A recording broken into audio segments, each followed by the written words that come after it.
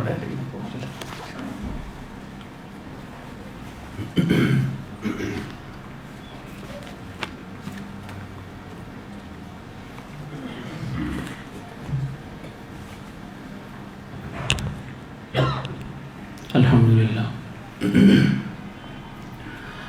لله الذي لم يزل عالما قديرا حيا قيوما سميعا بصيرا والصلاة والسلام على رسوله أرسله إلى الناس كافة بشيرا ونذيرا وداعيا إلى الله بإذنه وسراجا منيرا وعلى آله وأصحابه وأهل بيته كثيرا كثيرا. أما بعد فأعوذ بالله من الشيطان الرجيم. بسم الله الرحمن الرحيم. اطیعوا اللہ واطیعوا الرسول وأولی الأمر منکم. وقال وعاشروهن بالمعروف. وقال عليه الصلاة والسلام من تشبه بقوم فهو منهم. وقال خيركم خيركم لأهله أو كما قال عليه الصلاة والسلام. صدق الله العظيم وصدق رسوله النبي الكريم ونحن على ذلك من الشاهدين والشاكرين والمطمئنين والحمد لله رب العالمين. إن الله وملائكته يصلون على النبي يا أيها الذين آمنوا صلوا عليه وسلموا تسليما. اللهم صل على محمد وعلى آل محمد كما صليت على إبراهيم وعلى آل إبراهيم إنك حميد مجيد. اللهم بارك على محمد وعلى آل محمد كما باركت على إبراهيم وعلى آل إبراهيم إنك حميد مجيد.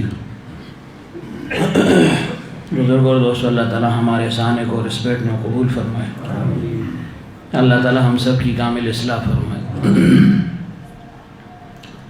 اور اصلاح کے لیے جیسے ہمیشہ سے یہ کہا جاتا ہے کہ شیخ کی صحبت وہ لازم اور ضروری ہے. بس انسان اپنے اوپر اس صحبت کو لازم کر لے اور جو معمولات اور تعلیمات ہیں شیخ کی اس پر عمل کرتا رہے تو انشاءاللہ ایک نہ ایک دن یہ اللہ تعالیٰ کو پالے گا. جو مقصد ہے اس کا وہ اس کو انشاءاللہ حاصل ہو جائے گا. لیکن شرط کیا ہے؟ پیوستر شجر سے امید بہار رکھ، کہ تعلق مضبوط ہونا چاہیے.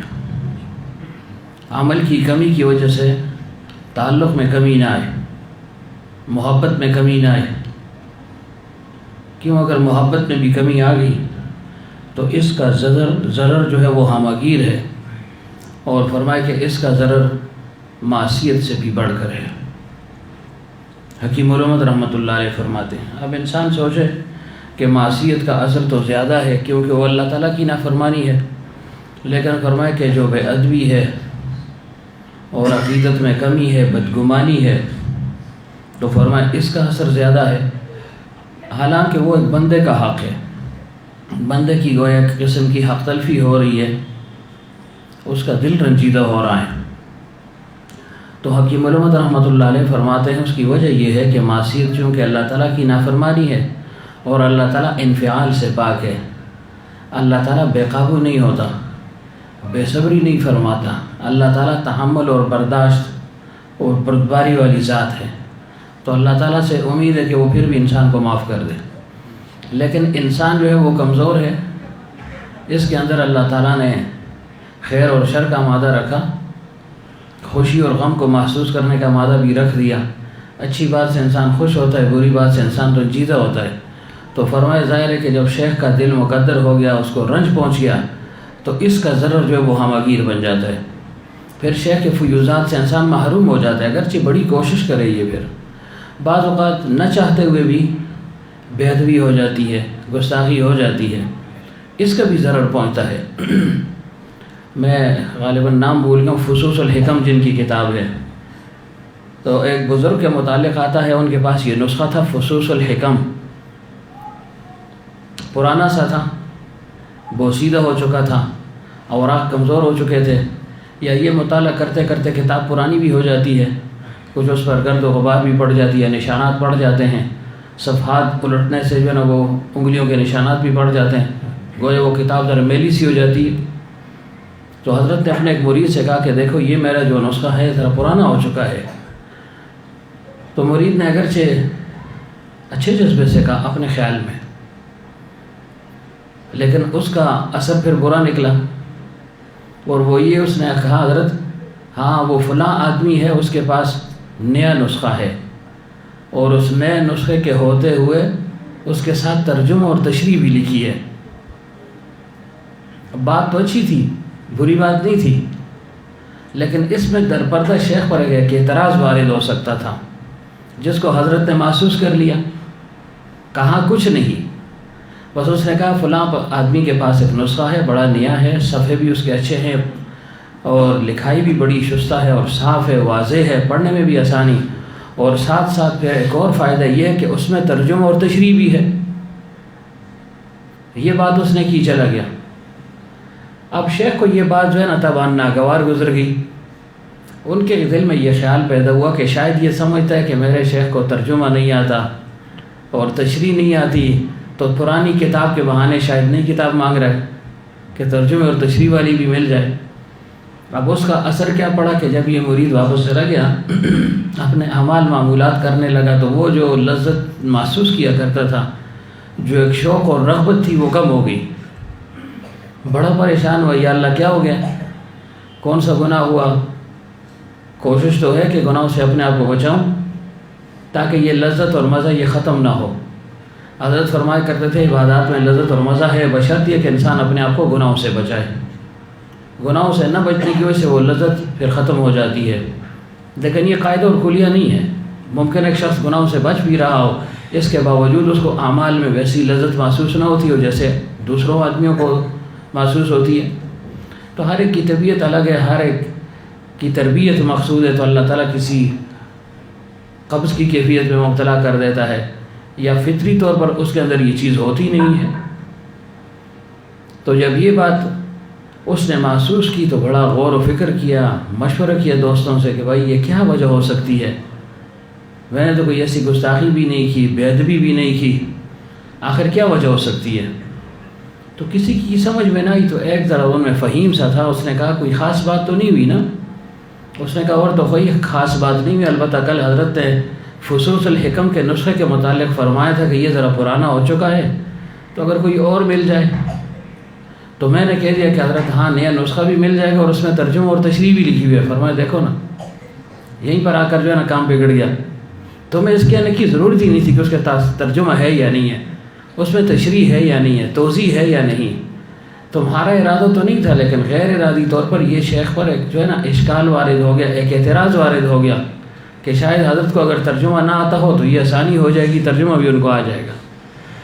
اب اگر انسان سوچے تو یہ کوئی گناہ نہیں ہے، معصیت نہیں ہے، لیکن بے ادبی کا ایک شائبہ ضرور تھا۔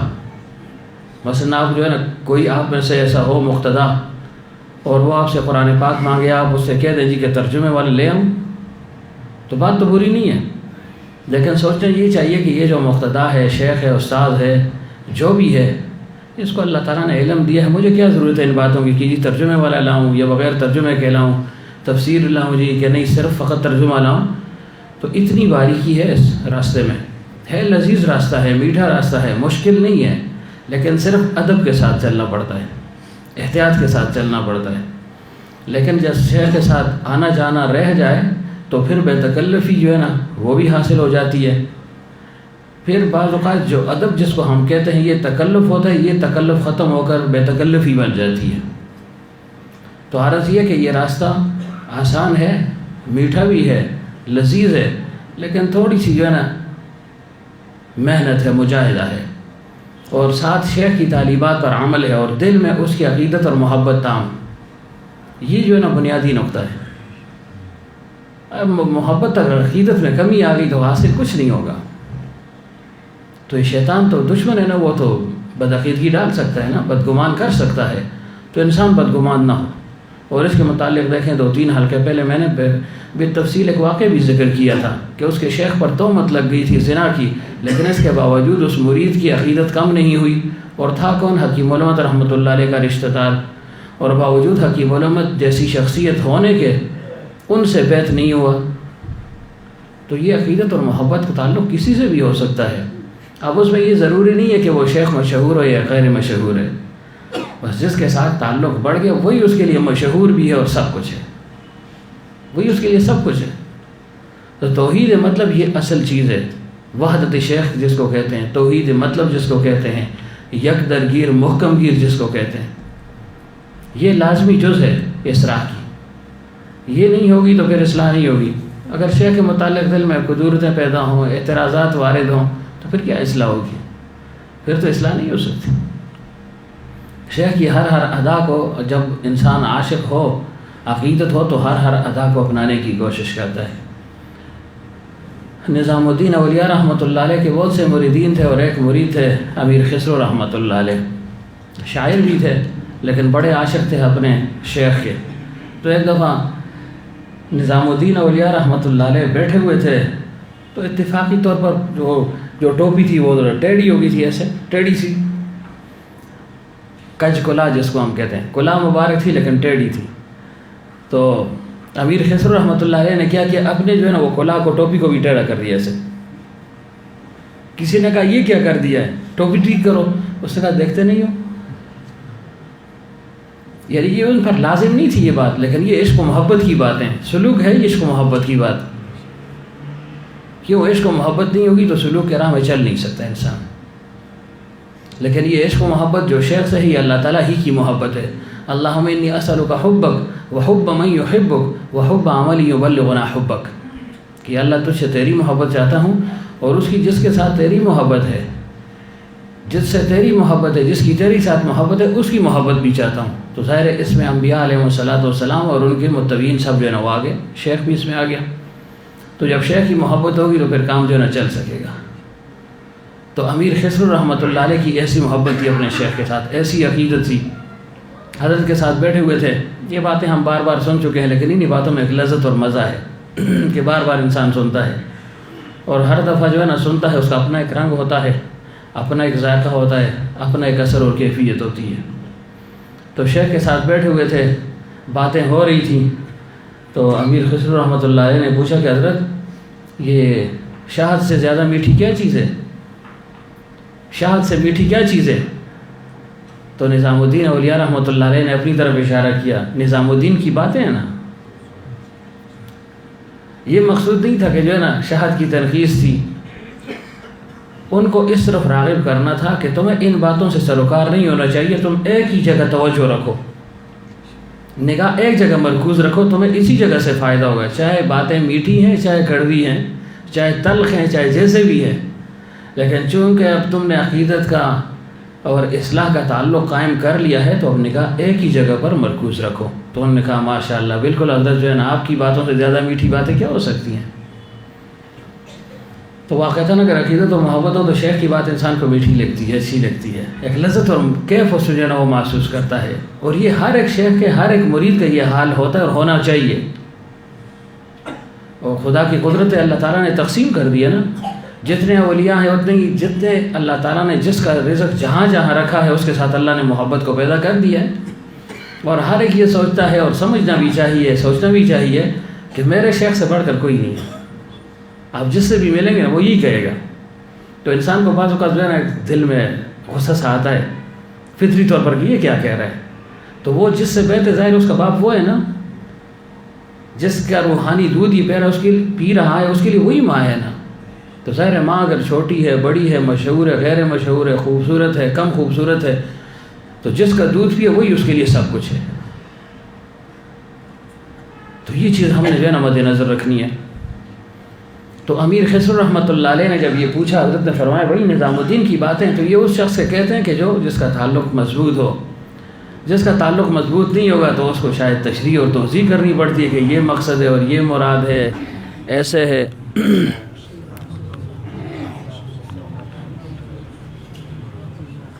تبھی کہا تھا بیٹری کا انتظام کر لو.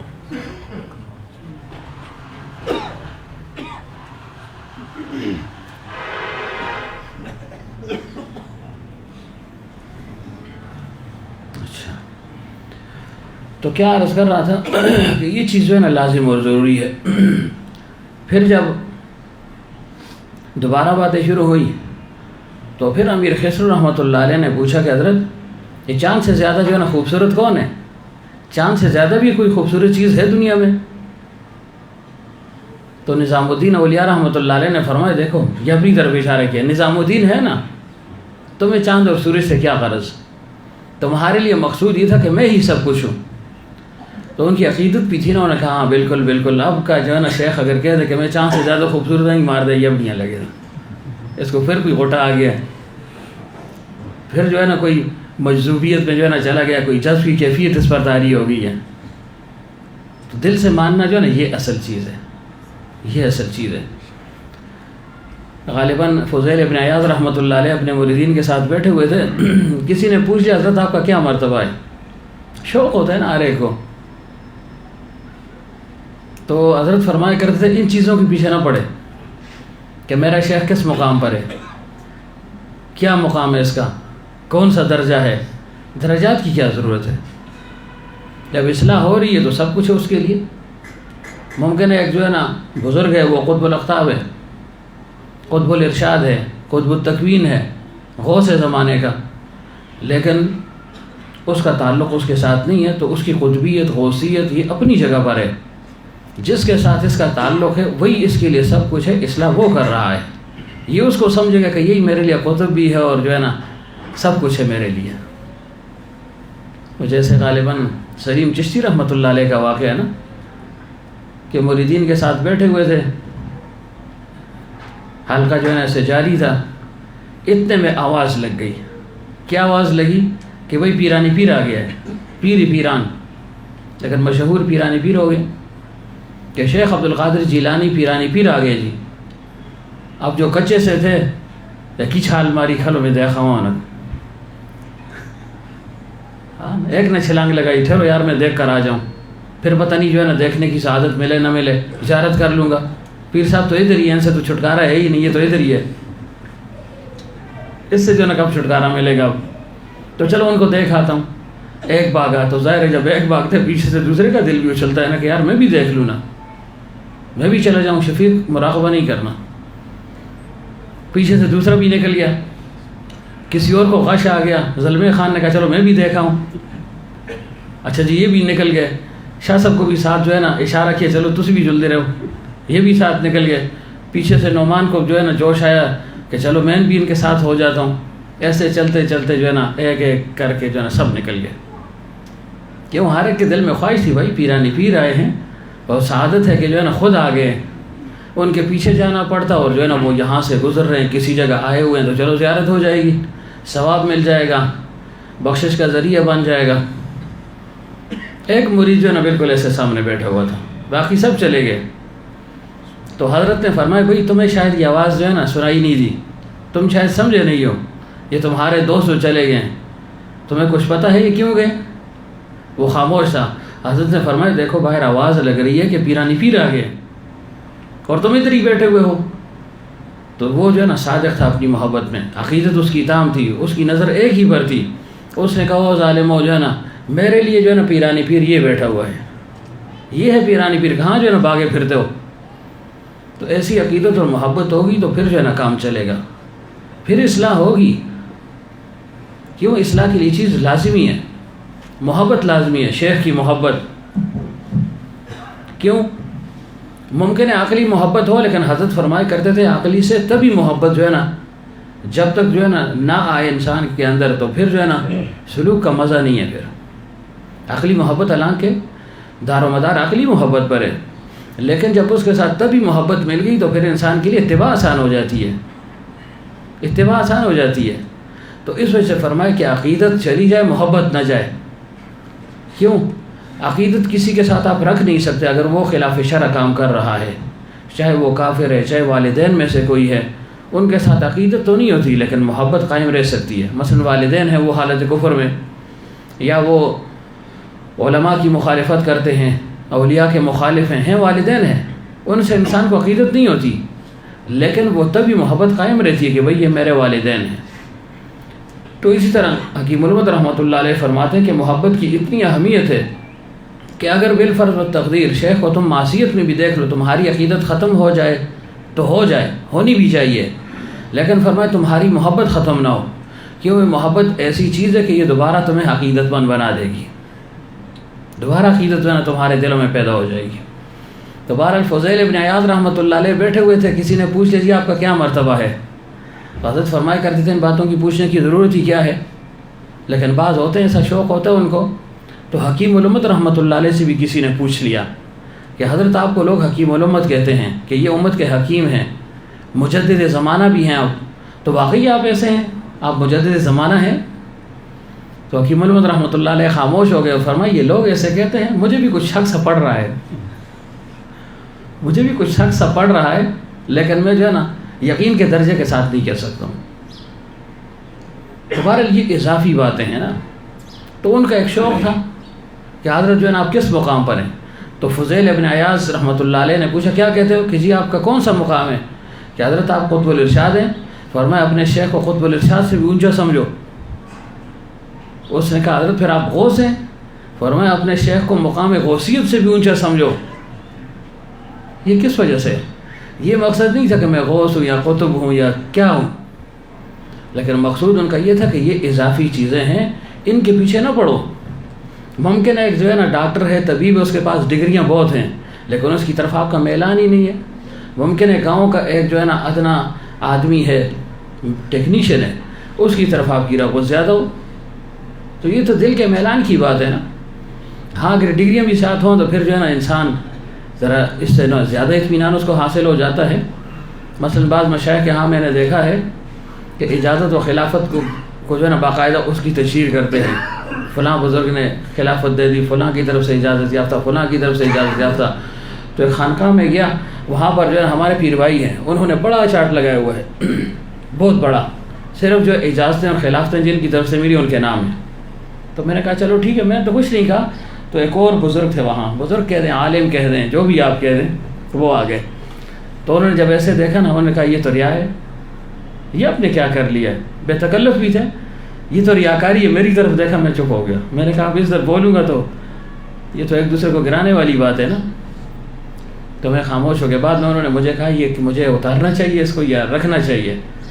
میری نیت اور ارادہ یہ تھا کہ چلو لوگ دیکھیں گے کہ بھائی مختلف بزرگوں کی طرف سے اس کو اجازت ہے، اصل تو شیخ کی اجازت ہے، لیکن ساتھ جو اور اجازتیں مل گئیں تو اس سے لوگوں کی بعض اوقات عقیدت بڑھ جاتی ہے کہ بھائی یہ پوچھے پیر ہے، اس کو 10 آدمی سن 10 پیروں سن مطلب اجازت دی ہے، تو لوگوں کی عقیدت اس سے بڑھ جاتی ہے۔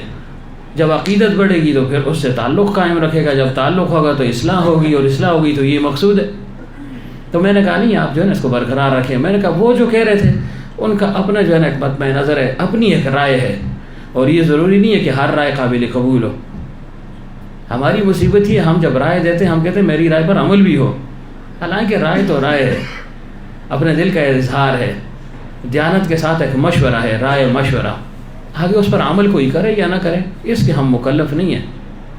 تو اسی وجہ سے ہم بعض اوقات مشورہ دیتے بھی نہیں ہیں۔ کیوں نہیں دیتے مشورہ؟ بھائی وہ جڑا مندہ کوئی نہیں، بھائی تمہیں یہ تو نہیں کہا کہ ماننے کے لیے مشورہ دو، تمہیں یہ کہا ہے مشورہ دے دو، یہ کام اچھا ہے یا نہیں اچھا، سہولت ہوگی یا نہیں ہوگی، بس تمہیں اپنی جو ہے نا رائے دینے کا حق حاصل ہے، رائے دے دو، آگے اس کی مرضی ہے۔ اگر عمل کر لیا تو فبہا، نہ کیے تو پھر پیچھے نہ پڑنا، دیکھ نہ مڑی نہ سنی ایسی ہے میرے آیا ستسنگ۔ تو وہ پھر اس کے لیے تانا بن جاتا ہے، وہ بیچارہ بھی پھر ڈر کے مارے کسی سے مشورہ نہیں لے سکتا کہ جی اگر مشورہ لے لیا تو پھر کہیں گے دیکھو ہم نے مشورہ دیا، ہمارے مشورے کی قدر بھی نہیں کی۔ تو بہرحال عرض یہ کر رہا تھا کہ وحدت شیخ جو ہے نا یہ لازم اور ضروری ہے، یہ جس کو حاصل ہوگی پھر اس کی اصلاح ہوگی، لیکن صرف یہ بھی کافی نہیں ہے نا۔ ممکن ایک شخص کو وحدت شیخ حاصل ہو، وہ ادھر ادھر جاتے ہی نہیں۔ ہمارے بہت سے دوست ایسے ہیں، آج موجود بھی نہیں ہیں ان میں سے، ان کو وحدت شیخ انتہا درجے کی حاصل، لیکن عمل ندارت، عمل نہیں ہے۔ تو یہ وحدت شیخ پھر نہیں ہے۔ اچھا یہ دھوکہ ہے نفس کا کہ مجھے شیخ سے انتہائی عقیدت ہے، میں کسی اور بزرگ کی صحبت بھی میں نہیں جاتا ہوں، اس اصول پر بھی چلتا ہوں، لیکن شیخ کی تعلیمات پر بھی تو نہیں چل رہے ہونا، تو اس وحدت کا تمہیں کیا فائدہ ہوگا؟ وحدت شیخ تو ہے، لیکن اصل تو یہ کہ اس کی تعلیمات پر عمل بھی کرو، پھر جو ہے نا تمہیں فائدہ ہوگا۔ تو بہرحال ہم اسی لیے آتے ہیں کہ ہماری اصلاح ہو جائے، اور اصلاح کس چیز کا نام ہے؟ کہ اوامر کے پابند بن جائیں، نواہی سے اپنے آپ کو بچائیں، گناہوں سے اپنے آپ کو بچائیں، مأمورات جن کاموں کا حکم دیا ہے ان کو کرنے والے بن جائیں، ان کا داعیہ ہمارے دل میں پیدا ہو جائے، تڑپ پیدا ہو جائے، شوق پیدا ہو جائے، احساس پیدا ہو جائے، فکر پیدا ہو جائے کہ یہ حقوق ہیں، ان کو میں نے پورا کرنا ہے۔ اللہ تعالیٰ کے حقوق بھی ہیں، بار بار میں ذکر کرتا ہوں کہ اللہ کے حقوق عمومی طور پر اس کی طرف توجہ ہے، لیکن جو مخلوق کے حقوق ہیں اس کی طرف توجہ کسی کی نہیں ہے کہ میں نے مخلوق کی جو ہے نا خیرخواہی ہے، جذبہ ہے، یا ان کے حقوق ہیں ان کو بھی پورا کرنا ہے۔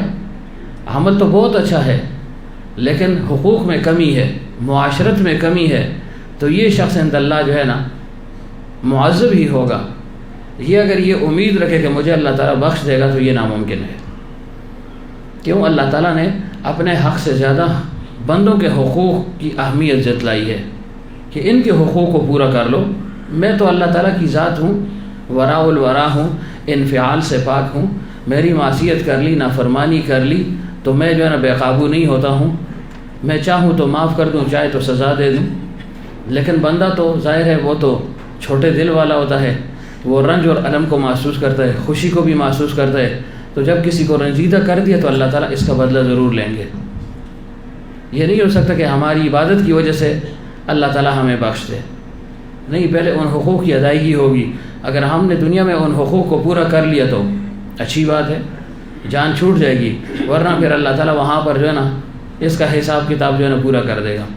اعمال صالحہ کے ذریعے سے اگر کسی نے کیے ہوں تو حقداروں کو دے دیے جائیں گے، والدین کے ساتھ ظلم و ستم کیا ہے تو اعمال نکل جائیں گے پاس سے، کسی کی غیبت کی ہے، کسی کو مارا ہے، خیانت کی ہے، مار پیٹ کی ہے تو یہ عمل جو ہے نا دوسرے کے کھاتے میں چلے جائیں گے۔ اسی طرح بیوی ہے، اولاد ہے، ان کے حقوق کی پاسداری نہیں کی یا خاوند کی تابعداری نہیں کی وغیرہ وغیرہ تو یہ عمل قیامت کے دنوں سے چھن جائیں گے۔ تو اس وجہ سے حقوق کی تعمیل بہت ضروری ہے، اور اس میں اہم حق جو ہے جو پچھلے 2 حلقوں سے چلا آ رہا ہے وہ بیوی کا اور جو ہے نا خاوند کا حق ہے۔ بیوی کا حق اپنی جگہ پر، خاوند کو ان کے حقوق ادا کرنا لازم، اور خاوند کے حقوق اپنی جگہ، بیوی کے لیے ان حقوق کو ادا کرنا لازم اور ضروری ہے۔ حضرت فرمایا کرتے تھے یہ جو ہے نا 2 پہیے ہیں، بس جیسے گاڑی ہے نا اس کے پہیے ہوتے ہیں، تو فرمایا یہ زندگی کے 2 پہیے ہیں، ایک پہیے پر جو ہے نا زندگی نہیں چل سکتی۔ تو گھروں میں جو ہے نا ماحول جو ہے نا اچھا ہونا چاہیے، خوشحالی والا ماحول ہو، سکون والا ہو، فرحت والا ہو، اور ظاہر ہے اس میں ان 2 آدمیوں کا خاص کردار ہے، میاں کا اور بیوی کا۔ اور پھر خاص طور سے بعض لحاظ سے بیوی کا جو ہے نا زیادہ حق ہے کہ وہ جو ہے نا گھر کے معاملات کو سدھار سکتی ہے، گھر میں سکون لا سکتی ہے، اور بعض لحاظ سے جو ہے نا وہ خاوند ہے۔ تو دونوں جب اپنے ایک دوسرے کے حقوق کی ادائیگی کریں گے تو بس پھر گھر ٹھیک رہے گا نا، پھر گھروں میں انتشار نہیں ہوگا، جھگڑے نہیں ہوں گے، فساد نہیں ہوگا، کیوں؟ ہر ایک دوسرے کا حق جو ہے نا وہ ادا کر رہا ہے۔ اب مثلاً خاوند کا کیا حق ہے؟ اب خاوند کے بھی بہت سے حق ہیں نا، بیویاں صرف کہ ہمارے ہی حق ہیں، تو خاوند کے بھی حقوق ہیں۔ پیغمبر صلی اللہ علیہ وسلم نے فرمایا، عورتوں سے مخاطب کیا، فرمایا یہ خاوند تمہارے لیے یا تو جنت ہے یا دوزخ ہے تمہارے لیے، اگر تم نے ان کو راضی کر لیا تو بس جو ہے نا تمہیں جنت مل جائے گی، جنت کے مستحق بن جاؤ گے، اور اگر ان کو تم نے ناراض کر لیا تو سیدھے جہنم میں جا گرو گے۔ پیغمبر صلی اللہ علیہ وسلم کی ایک حدیث مبارک ہے، فرمایا کہ کوئی اگر جو ہے نا اپنی کوئی بیوی ہے، اطاعت شعار بیوی ہے، اطاعت گزار ہے، تابعدار ہے، اپنے خاوند کو ایک جو ہے نا پیالہ پانی پلا دے تو فرمایا یہ اس کے لیے 1 سال کی عبادت کے برابر ہے۔ ایک پیالہ پانی اس نے پلا دیا، ایک گلاس پانی پلا دیا تو فرمایا یہ اس کے لیے 1 سال کی عبادت کے برابر ہے۔ پانی تو ویسے بھی انسان نے پینا ہے، لیکن اگر یہ اس جذبے سے دے دے خاوند کو کہ چلو میں اس کی اطاعت بھی ہو جائے گی، اس کا حق بھی پورا ہو جائے گا، اور پھر ساتھ ساتھ میں ثواب کی مستحق بھی بن جاؤں گی، تو عمل تو ہم کرتے ہیں، پانی بھی دیتے ہیں، کھانا بھی دیتے ہیں، سب کچھ کرتے ہیں، لیکن اس میں تجدید نیت کر لیں کہ اس نیت سے یہ پانی پلا رہی ہوں، اس نیت سے یہ کھانا دے رہی ہوں، اس نیت سے یہ خدمت کر رہی ہوں، تاکہ یہ بھی راضی ہو جائے، اللہ بھی راضی ہو جائے، اور اس پر جو اجر اور انعام ہے وہ بھی مجھے حاصل ہو جائے۔ اب ایک پیالے جو ہے نا اس پر جو ہے نا اتنا اس کو اجر مل رہا ہے، اور پھر اللہ تعالیٰ نے ان کے اندر خصوصیت کے ساتھ خدمت کا مادہ بہت رکھا ہے عورتوں کے اندر۔ جیسے کل ناصر صاحب بیان کر رہے تھے نا اپنے ہاں کہ بھائی اگر جو ہے نا کوئی جھاڑو بھی اٹھا لینا کہ چلو میں جھاڑو مارتا ہوں، نوشاد صاحب کا غالباً نام لیا تھا، اور دوسرے ایک دوست عبدالسلام یا اس طرح کچھ نام تھا، کہ اگر یہ جھاڑو بھی لیں ہاتھ میں تو وہ چھوڑے گی نہیں ان کو، وہ نہیں چھوڑے گی، یہ بات ان کو چبھے گی کہ اوہو یہ جھاڑو کیوں لگا رہا ہے، لیکن فرمایا تم اپنی طرف سے حق ادا کرو، پیغمبر صلی اللہ علیہ وسلم کی سنت پر عمل کرو، اس سنت پر عمل کرو، آگے وہ آپ کو عمل نہ کرنے دے تو ظاہر ہے آپ کو مفت میں ثواب اور اجر مل گیا، محبت بھی بڑھ گئی نا، کیوں اور اس محبت میں زبان کا جو ہے نا بڑا عمل دخل ہے۔ یہ عمومی طور پر جو ہے نا یہ جھگڑے کس وجہ سے ہوتے ہیں؟ زبان کی وجہ سے ہوتے ہیں۔ اور پھر دوسرا کیا، عمومی طور پر میاں بیوی کا اپنا کوئی اختلاف نہیں ہوتا آپس کا، کسی تیسرے کی وجہ سے یہ لڑتے ہیں۔ یا تو جو ہے نا عورت لڑے گی کہ جو تمہاری جو ہے نا ماں ایسی ہے، میری ساس ایسی ہے، جو ہے نا میرا سسر ایسا ہے، تمہاری بہنیں ایسی ہیں فلاں، اور ادھر مرد بھی اسی پہ جھگڑتا ہے کہ میری ماں کی خدمت نہ ہوئی، میرے جو ہے نا باپ کی خدمت نہ ہوئی، میری بہنوں کی خدمت نہ ہوئی، میرے بھائیوں کی خدمت نہ ہوئی، تو تیسرے آدمی کی وجہ سے یہ لڑ رہے ہیں آپس میں۔ اور تیسرا آدمی چونکہ وہ بھی بے دین ہے، وہ بھی اصلاح کا متمنی نہیں ہے، وہ بھی اس چیز کو نہیں سمجھ رہا کہ بھائی ان کے حقوق اپنی جگہ، ہمارے اپنی جگہ، تو اگر جو ہے نا بیٹا بیوی کو برا بھلا کہہ رہا ہے تو والدین خوش ہیں، ہاں صحیح جاندے کہ ایسا دیکھو نا یا رام دودھ نہیں پیتے سو یہ جاندے کو دے، تو ظاہر اور بگاڑ دیا۔ اور اگر جو ہے نا اس نے تھوڑی سی جو ہے نا اگر بیوی کی طرفداری کر لی یا خاموشی بھی اختیار کر لی، بس جو ہے نا پھر آسمان سر پہ اٹھا دیتے ہیں۔ تو ایسا نہیں ہے، تو انسان ان ساری چیزوں کو مد نظر رکھے کہ میں کیوں لڑ رہا ہوں، کس کے حقوق کے لیے لڑ رہا ہوں، دوسرے کے حقوق اس پر تھوپ رہا ہوں، یہ تو حق نہیں ہے، یہ تو ظلم اور زیادتی ہے۔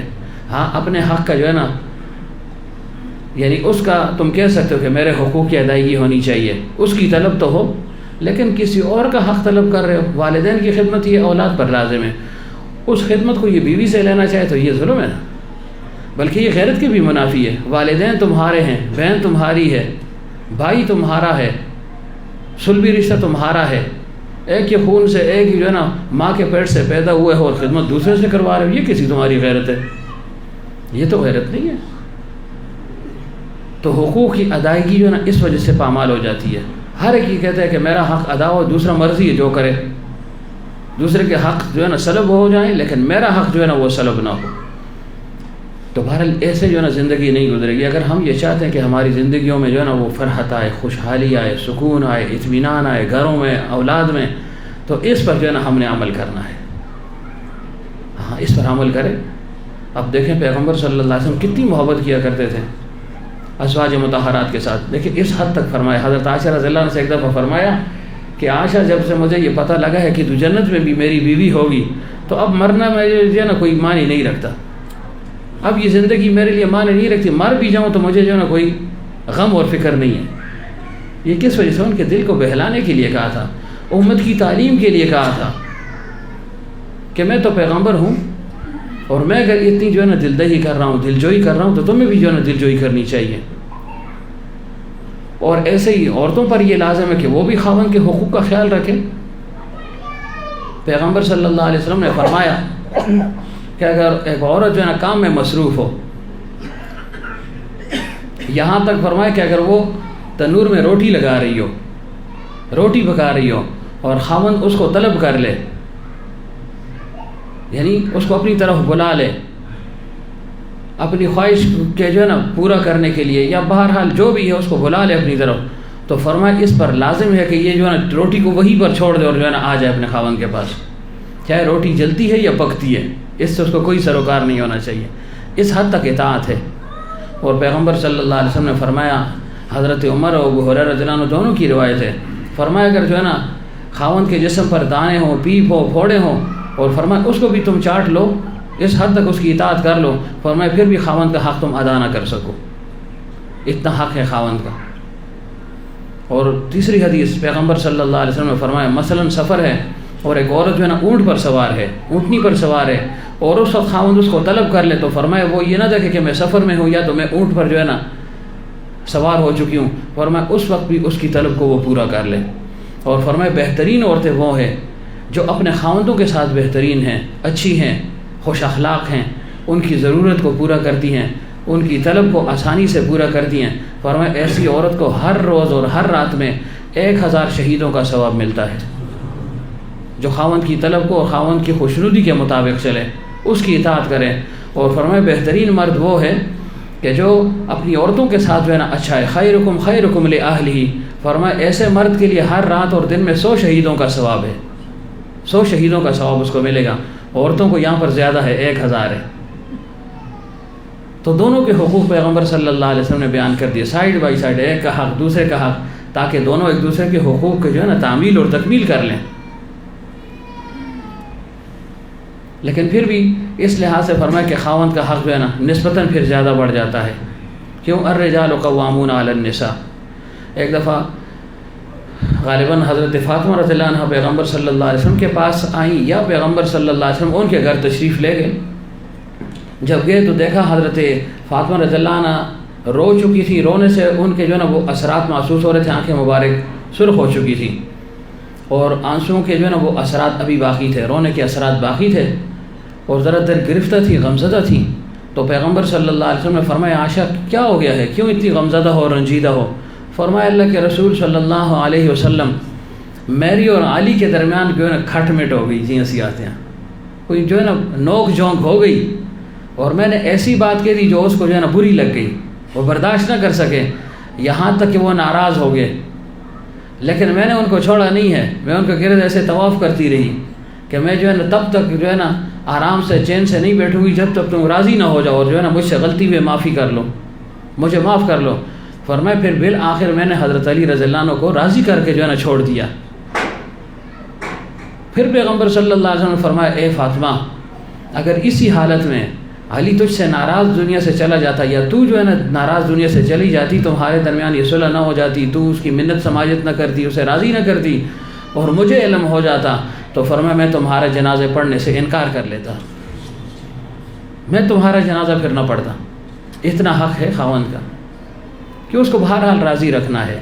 پیغمبر صلی اللہ علیہ وسلم نے فرمایا وہ عورت جو نماز کے بعد اپنے خاوند کے لیے دعا نہ کر لے، فرمایا اس کی کوئی جو ہے نا عبادت اللہ کے ہاں قبول نہیں ہے. اس کی نفل نماز ہے یا فرض ہے، فرمایا سر سے اوپر جو ہے نا نہیں اٹھتی. اللہ تعالیٰ کی بارگاہ میں اعمال پیش ہوتے ہیں نا، فرمایا اس کا عمل جو ہے نا وہیں پر پنڈنگ رہ جاتا ہے. کس وجہ سے؟ کہ اس نے اپنے خاوند کے لیے دعا نہیں کی. اگر موجود ہے تو اس کا سایہ جو ہے نا باقی، صحت کی دعا وغیرہ وغیرہ، اور اگر دنیا سے جا چکا ہے تو اس کے لیے بطور ایصال ثواب کی اللہ میرے خاوند کو بخش دے. یہ دعا نا اس پر جو ہے نا لازم اور ضروری ہے. تو گویا عبادت کی قبولیت جو ہے نا خاوند کی اطاعت کے ساتھ مشروط کر دی. لیکن پھر دوسری طرف جو ہے نا احساس بھی ہے. پیغمبر صلی اللہ علیہ وسلم نے فرمایا کہ وہ عورت جو 5 وقت جو ہے نا اہتمام کے ساتھ نماز پڑھے، روزوں کا اہتمام کرے، اور پھر اپنے یعنی ناموس کی اور شرمگاہ کی حفاظت کرے، پردے کا اہتمام کرے، اپنے خاوند کی اطاعت کرے، یعنی نمازیں پڑھے صلت خمسہا، اور پھر روزے بھی وہ پورے رکھے اہتمام کے ساتھ، اور پھر اپنے جو ہے نا فرض کی، اپنے ناموس کی حفاظت بھی کرے، پردے کا اہتمام کرے، غیر محرم سے اختلاط بھی نہ رکھے، اور پھر فرمائے کہ اپنے خاوند کی اطاعت کرے. وَأَطَاعَتْ بَعْلَهَا یا زوجہا دونوں الفاظ آئے ہیں. تو فرمایا اللہ تعالیٰ اس کو حکم دے گا کہ جنت کے جس دروازے سے جانا چاہتی ہے تو داخل ہو سکتی ہے جنت میں. اور پھر صدیق اکبر رضی اللہ عنہ سے کہا صدیق اکبر دیکھو جنت کے 8 دروازے ہیں. اس عورت کو جو ہے یہ اعزاز حاصل ہے کہ جنت کے جس دروازے سے چاہیے داخل ہو سکتی ہے، ورنہ عام جو جنتی ہے جس نے توبہ کی وہ توبہ کے دروازے سے جو ہے نا داخل ہوگا، جس نے شکر کیا وہ شکر کے دروازے سے داخل ہوگا. گویا ایک دروازے سے وہ داخل ہوگا، یا 2-3 دروازوں سے داخل ہو جائے گا اعزازاً اور اکراماً. لیکن جس عورت کے اندر یہ خصلتیں ہوں کہ نماز کی پابند ہو، روزے کی پابند ہو، اور پردے کی پابند ہو، خاوند کی اطاعت جو ہے نا وہ کر رہی ہو، اسی حالت میں اس کو موت آ جائے تو اللہ نے فرمایا 8 دروازوں میں سے جہاں سے چاہے تو داخل ہو سکتی ہے. اور پھر صدیق اکبر رضی اللہ عنہ نے فرمایا اللہ کے رسول میں کس دروازے سے داخل ہوں گا؟ فرمایا صدیق تیری شان ہی کیا ہے، تیرے لیے 8 دروازے ہیں، جس دروازے سے چاہے گا تو داخل ہو جائے گا. تب اس لحاظ سے جو ہے نا عورتوں کو فوقیت حاصل ہو گئی نا مردوں پر. لیکن شرط کیا ہے؟ وَأَطَاعَتْ بَعْلَهَا کہ اپنے خاوند کی اطاعت کرے. لیکن جو صحیح باتیں اس میں اطاعت، اچھا غیر شرعی باتوں میں اطاعت نہیں. کیوں؟ عورتوں کی جو ہے نا وہ عقلی ناقص ہے، رشتہ داریاں پالنا، دوستیاں پالنا یہ ان کی فطرت میں شامل ہے. پھر یہ نہیں دیکھتی یہ جگہ جائز ہے یا ناجائز ہے، یہ جو مطالبہ میں کر رہی ہوں جائز ہے یا ناجائز ہے، نہیں جی بس جو ہے نا ایک رٹ لگائی ہوتی ہے تو خاوند کو جو ہے نا اگر وہ بیچارہ کمزور سا ہو تو نکیل ڈال دیتی ہیں، کھینچ لیتی ہیں اس کو. پھر حکیم صاحب کہیں گے جی بڑا مجبور کی تھا اس میں آئے اور چلو اس کا دل نہ پانا تھا. ہاں اس کا دل تو نہیں توڑا لیکن اللہ اور رسول صلی اللہ علیہ وسلم کے دل کو زخمی کر دیا، توڑ دیا نا. تو اس وقت جو ہے نا انسان پھر لا طاعۃ لمخلوق فی معصیۃ الخالق پر عمل کرے گا کہ مخلوق کی اطاعت پھر نہیں کرے گا. اور پیغمبر صلی اللہ علیہ وسلم نے فرمایا کہ وہ عورت کہ اس کا خاوند اگر اس کے ساتھ جو ہے نا برا ہو، ظلم اور ستم کر رہا ہو، اور ایک حدیث پاک میں اگر 7 دن تک مسلسل اس کے ساتھ ظلم اور زیادتی کرے اور یہ صبر سے کام لے تو فرمائے 700 شہداء کا ثواب اللہ تعالیٰ اس کو عطا فرمائے گا. 700 شہداء کا. تو خاوند کو بھی چاہیے ذرا گزارا کرے نا. پیغمبر صلی اللہ علیہ وسلم نے فرمایا یہ تمہارے پاس قیدی ہیں، قیدی، تو قیدی پر ظلم اور ستم کرنا اور اس کو تشدد سے جو ہے نا پریشان کرنا، فرمایا یہ جو ہے نا کوئی بہادری نہیں ہے. ظاہر ایک آدمی آپ کی قید میں ہے تو یہ تو بہادری نہیں ہے نا. آپ اس کو جو بھی تکلیف دینا چاہیں آپ دے سکتے ہیں، تو یہ بزدلی کی علامت ہے. تو بہرحال اللہ تعالیٰ جو ہے نا دونوں کو ان حقوق کی ادائیگی کی توفیق عطا فرمائے. ہم مردوں کو بھی عطا فرمائے اور عورتوں کو بھی عطا فرمائے. تو عرض یہ کر رہا تھا کہ ان کے اندر جو ہے نا خدمت کا جذبہ بڑا ہوتا ہے، خدمت کا جذبہ بہت زیادہ ہے. اپنے لیے نہیں، خاوند کے لیے جو ہے نا لگی رہتی ہیں، گھر میں لگی رہتی ہیں، اولاد کے لیے لگی رہتی ہیں. ان کی خوشنودی ہوتی ہے نا. ایک تو ان کی طبیعت میں ایک چیز شامل ہے، دوسرا خاوند کی خوشنودی جو ہے نا یہ مطلوب ہوتی ہے. تو اطاعت شعار بڑی ہوتی ہیں. ایک بزرگ کے متعلق آتا ہے ان کی جو ہے نا بیوی بڑا ان کو تنگ کرتی تھی، ستاتی رہتی. تو کسی نے مشورہ دیا حضرت ان کو جو ہے اس کو طلاق دے دیں، کیا کر رہے ہیں آپ، پریشانی بنائی ہوئی آپ کے لیے. فرمایا ہاں تم جو ہے نا یہ بات تمہاری ٹھیک ہے، طلاق کا حق اللہ نے مجھے دیا ہے، میں دے سکتا ہوں، لیکن دیتا نہیں ہوں. کہ حضرت یہ کیوں؟ دیکھیں جو ہے نا یہ آپ کے لیے پریشانی ہے. غالباً میں وہ بزرگ کا نام بھول گیا ہوں، حدیث پاک ہے یا کسی بزرگ کا قول ہے. فرمایا دیکھو شادی کر لو، شادی کر لو، اگر جو ہے نا موافق مزاج ہے تو خوشیاں ہی خوشیاں ہیں، راحت ہی راحت ہے. اور اگر خلاف مزاج ہے تو فرمایا حکمت اور دانائی سیکھ لو گے تو نقصان پھر بھی نہیں ہے. قدر مشترک شادی کرنا ہوا، فرمایا کر لو اگر مزاج کے مطابق ہوئی. کیوں؟ یہ تو جوا ہے نا. آپ ظاہری چند چیزیں دیکھیں کہ خاندان اچھا ہے، عورت اچھی ہے، باپردہ ہے، شادی کر لی، بس آگے پھر عملی میدان میں پتہ چلے گا کہ اس کے اندر جو ہے نا کیا صفات ہیں اور میرے اندر کیا صفات ہیں، اس کے اندر کیا برائی ہے، میرے اندر کیا ہے، وہ تو عملی میدان میں پتہ چلتا ہے. تو کیا میں عرض کر رہا تھا؟ جی ہاں. تو فرمایا دیکھو یہ اطاعت شعار، یعنی فرمایا میں طلاق دے سکتا ہوں لیکن دیتا نہیں ہوں. کہ حضرت پھر جو ہے نا گزارا کریں. فرمایا گزارا ہی کر رہا ہوں. اور فرمایا طلاق دینے کا حق اللہ نے مجھے دیا ہے، اگر میں دے دوں تو میں اس میں جو ہے نا حانس بھی نہیں ہوں، نہ مجھ پر جو ہے نا اللہ کی طرف سے عذاب ہے. کیوں؟ جو دن رات لگی رہتی ہے، چل رہی ہے بس جو ہے نا، زبان اس کی جو ہے نا رکتی نہیں ہے. تو فرمایا حضرت پھر کیوں نہیں دیتے؟ فرمایا ان میں 2 صفات بہت ہیں عورتوں میں. ایک فرمایا ان کے اندر اطاعت شعاری زیادہ ہے، خدمت گزار بہت زیادہ ہیں. اور دوسری فرمایا اس کے اندر عفت ہے، عفت، پاک دامنی جس کو کہتے ہیں. فرمایا اب بھی اس حالت میں بھی یہ میرے ساتھ زبان درازی بھی کرتی ہے، لیکن اگر میں کہیں چلا جاؤں اور اس کو ادھر ہی بٹھا دوں تو مجھے یہ یقین ہے کہ 50 سال تک میں نہ ہوں تو یہ ادھر ہی بیٹھی رہے گی. عفت اور اطاعت گزاری اور اطاعت یہ ان کے اندر جو ہے نا خاص ایک وصف ہے جو اللہ تعالیٰ نے عطا کیا ہے. حکیم علامہ رحمۃ اللہ علیہ فرماتے ہیں، غالباً اس سائنس میں یہ واقعہ موجود بھی ہے کہ ایک شخص تھے، رات کو جو ہے نا میاں بیوی دونوں سو رہے تھے، لیٹے ہوئے تھے. تو اچانک جو ہے جو بیوی تھی وہ جو ہے نا بیدار ہو گئی، تو ایسے جو ہے نا کروٹ بدلنے لگی، کروٹ پر کروٹ بدل رہی ہے. تو خاوند بیدار ہو، اس نے کہا کیا ہو گیا ہے، خیریت ہے، کیوں بے چین ہو؟ اس نے کہا پیاس لگی ہے. تو اس نے کہا اٹھ کے جو ہے نا پانی پی لو نا. ہم تو جو ہے نا مرد ہیں ہی ایسے نا کہ اٹھ کے پی لو. وہ ایک آدمی تھا نا، اس کے 3 4 5 بچے تھے، تو وہ جو ہے نا اس نے کہا بیٹا پانی دے دو، یا کسی کام کا کہہ دیا کہ بیٹا یہ کام کر لو. تو ایک نے سنی انسنی کر دی، دوسرے نے بھی سنی انسنی کر دی، تیسرے نے، چوتھے نے. تو ایک اس میں بڑا اچھا تھا، اس نے کہا دادا دوسرا خبر نہ اوری پخپلا پاسا اور بس کہ یہ آپ کی بات نہیں مانتے، آپ خود ہی اٹھ جائیں. تو یہ ان باقیوں میں سے جو ہے نا بہتر تھا کہ چلو طریقہ تو بتا دیا نا کہ جو ہے نا یہ سب جو ہے نا نافرمان ہیں آپ کے، اور آپ جو ہے نا خود اٹھ جائیں. تو ہم بھی ایسے ہی ہیں. اس کو پیاس لگی اور جو ہے نا شوہر نے کیا کہا کہ اٹھ کے پانی پی لو نا. تو اس نے کہا جو ہے نا اب جو ہے یہ سردی کی رات ہے, کون جو ہے نا بستر کو چھوڑے گا, پانی پیے گا, چلو خیر ہے. اور ہم بھی اگر ہوتے ہوں تو ہم کہیں گے خیر دے سارتے ہو گھنٹہ دا ادشا, بس 1 گھنٹہ رہ گیا صبح ہونے میں, بس سو جاؤ آرام سے, خیر ہے کچھ نہیں ہوتا. حالانکہ جو ہے نا سو کر جاگتا ہے تو اس وقت جو ہے نا شدت بڑی ہوتی ہے, پیاس طلب ہوتی ہے بہت زیادہ. پینا چاہیے یہ نہیں چاہیے, یہ تو حکماء کا کام ہے کہ بعض کہتے ہیں نہیں پینا چاہیے کہ اندر جو ہے نا جسم گرم ہوتا ہے, اوپر سے ٹھنڈا ڈال دیے تو جو ہے نا نظام یہ جو بھی اندر کا وہ جو ہے نا بگڑ جائے گا. بہرحال تو وہ جو ہے نا بغیر پانی کے سو گئی. تو اب خاوند اچھا بھی تھا نا ساتھ, اس کو احساس بھی تھا کہ یہ پانی پی رہے, لیکن ادھر گرم بستر تھا, اس کو چھوڑنا بھی مشکل تھا. تو اس نے کیا کیا, تھوڑی دیر کے بعد جو ہے نا وہ کروٹیں بدلنے لگا, پرتیاں مارنا پہ گیا. عورت نے کہا کیا ہو گیا؟ اس نے کہا ایسی چیز کا نام لے لیے تم نے نا کہ مجھے بھی پیاس لگ گئی ہے, مجھے بھی پیاس لگ گئی ہے. دیکھو کیا تم نے نام لیا ہے, پانی کا نام تم نے لیا ہے, یہ تو عجیب چیز ہے. اب مجھے پیاس لگی ہے. اس فٹ بستر سٹے چاہیے وہ جلدی لگی تھی. اس نے فوراً بستر جو ہے نا پھینکا, جا کر جو ہے نا گلاس بھر کر لا کر اس کے سامنے جو ہے نا کھڑی ہو گئی. اب اس کو اطاعت کہتے ہیں نا. دیکھو اپنے لیے جو ہے نا نہیں کر رہی تھی, لیکن خاوند کا معاملہ آیا تو وہ سردی بھی ختم, وہ سکون بھی ختم, سب کچھ جو ہے نا ختم, قربان کر دیا سب کچھ.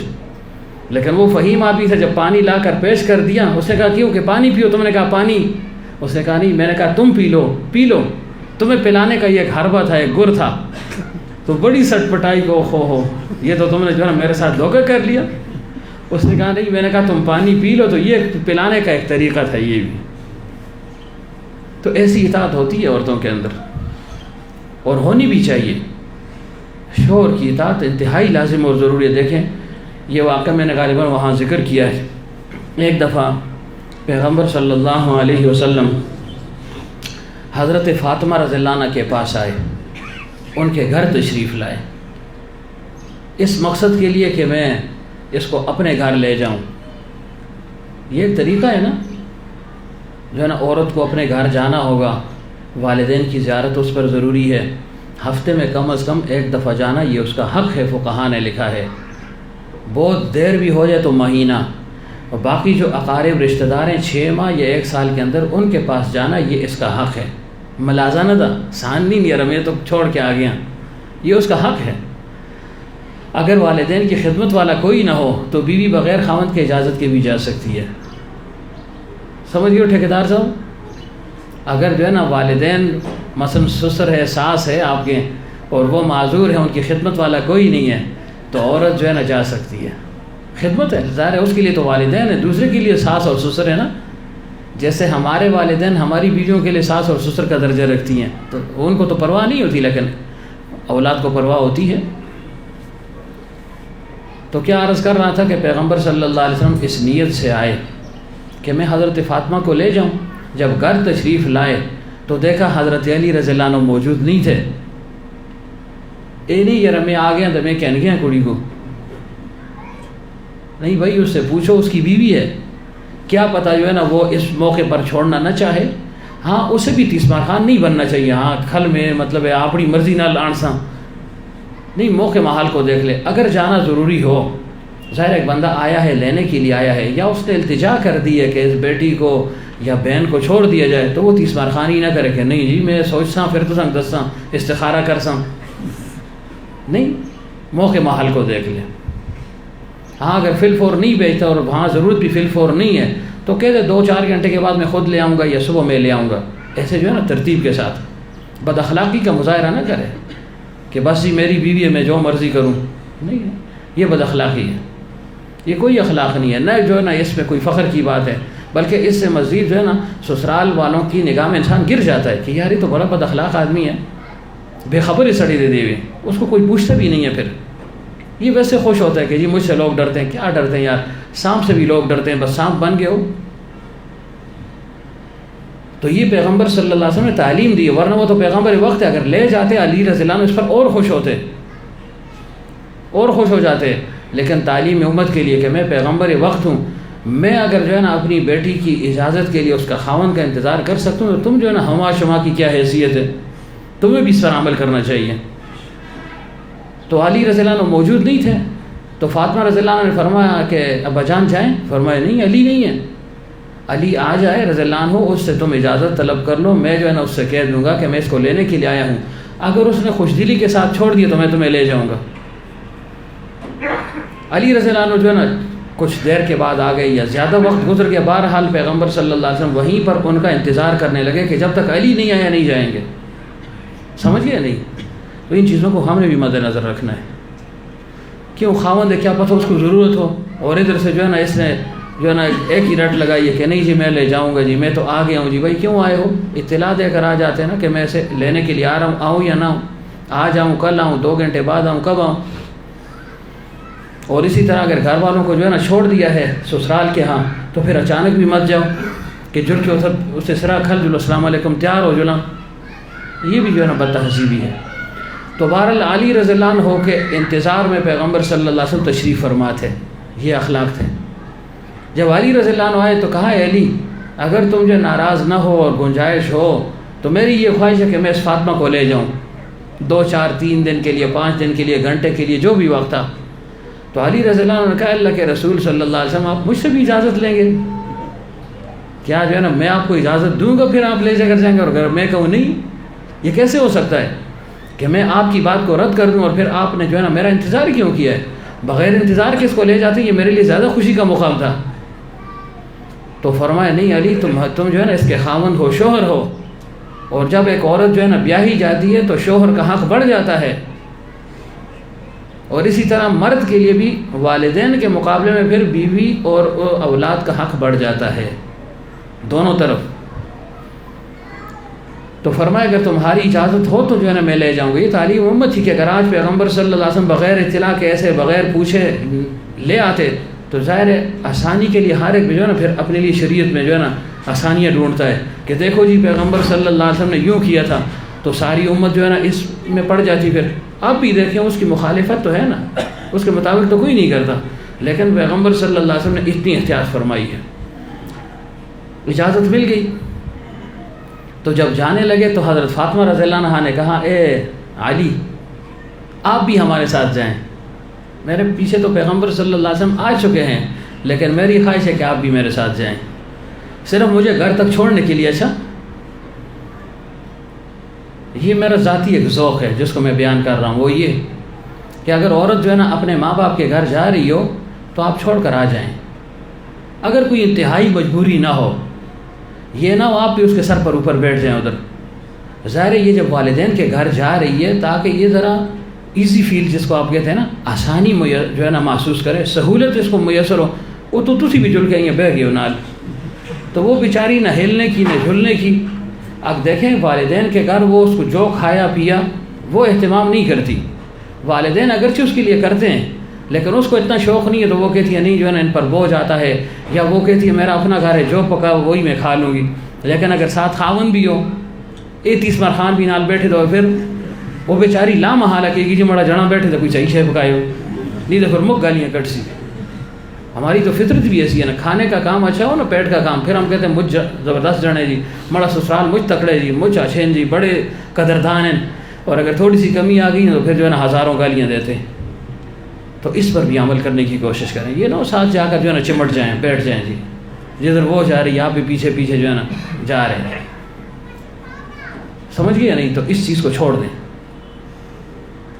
ناصر صاحب سمجھ گئے؟ ہاں تو آپ تو دور پریٹی والے ہیں نا، اگر ایک آدھ دنوں نے روک دیا تو خیر ہے، لیکن یہ نہ ہو کہ بس ان کے سر پر جو ہے نا بیٹھ جائیں آپ 5 6 دن کے میں نال کہن کے جلسوں، تو پھر اس کو لائق اس لیے ہو، اس کی آزادی تو آپ نے سلب کر لی نا، ذہنی طور پر جو آزادی تھی وہ سلب ہو گئی۔ کیوں؟ اس کو خاوند کی فکر ہے، خاوند کہاں ہوگا، کدھر ہوگا، پتہ نہیں کھانے میں آئے گا یا نہیں، فون پہ فون ہوں گے، اگر نہیں پوچھوں گی تو یہ چھوڑے گا نہیں، پوچھتی ہوں تو جو ہے نا اپنی آزادی ختم سلب۔ تو خاوند کو ان چیزوں کا خود ادراک ہونا چاہیے، احساس ہونا چاہیے، لیکن اس موقع پر انہوں نے خود جو ہے نا التجا کی کہ مجھے صرف گھر تک چھوڑنا ہے، آپ کی جو ہے نا اگر میرے ساتھ آپ چلے جائیں تو میری خواہش پوری ہو جائے گی۔ علی رضی اللہ عنہ نے فرمایا کہ چلو ٹھیک ہے، فاطمہ رضی اللہ عنہ نے فرمایا لیکن ٹھیک ہے، لیکن اس میں ایک اور بات ہے۔ کہ کیا بات ہے؟ کہ جب ہم گھر سے نکلیں گے تو آگے پیغمبر صلی اللہ علیہ وسلم کی ذات مبارک ہوگی، درمیان میں ہوں گی، مڑے پیچھے تو ہو سی، درمیان میں پیچھے جو ہے نا آپ ہوں گے، آج کل تو جو ہے نا کمر جا ویسے ایسے ہی کرتا ہے, یہ تو ویسے بھی پیچھے ہی ہوتا ہے, بیک پائے تو ہوتا ہے پیچھا پیچھا تھا گو جل دیا ماشاء اللہ. واہ جی واہ. ایسا بھی نہ ہو نا عورت کو پیچھے رکھے اور خود جو ہے نا مرد آگے بڑھے نا. لیکن اب تو معاملہ الٹ ہو گیا نا, بازار جل دیا جی, بیگ جنے پائے تھے جی, بس ایسے آئے شاپنگ واسطے آئے ہیں. بڑی تریمت بڑی سمجھدار ہے, بڑے اچھے کپڑے کر دیا, ریٹ بھی بڑا کٹا دی ہے جی. واہ جی واہ. سارے اس رشتہ دار بن گئے. زلمے خان بھی آتے آؤ جی خالہ جی کر پردہ چھکے جل جی بے خالہ بن گئی ہوں. پہلی غیر محرموں کا اختلاط ناجائز ہے, حرام ہے. اگر ضرورت کے تحت ہو بھی تو پردے نہ کھینچے. پردے کیوں کھینچ رہے ہو؟ یہ تو بے حیائی ہے.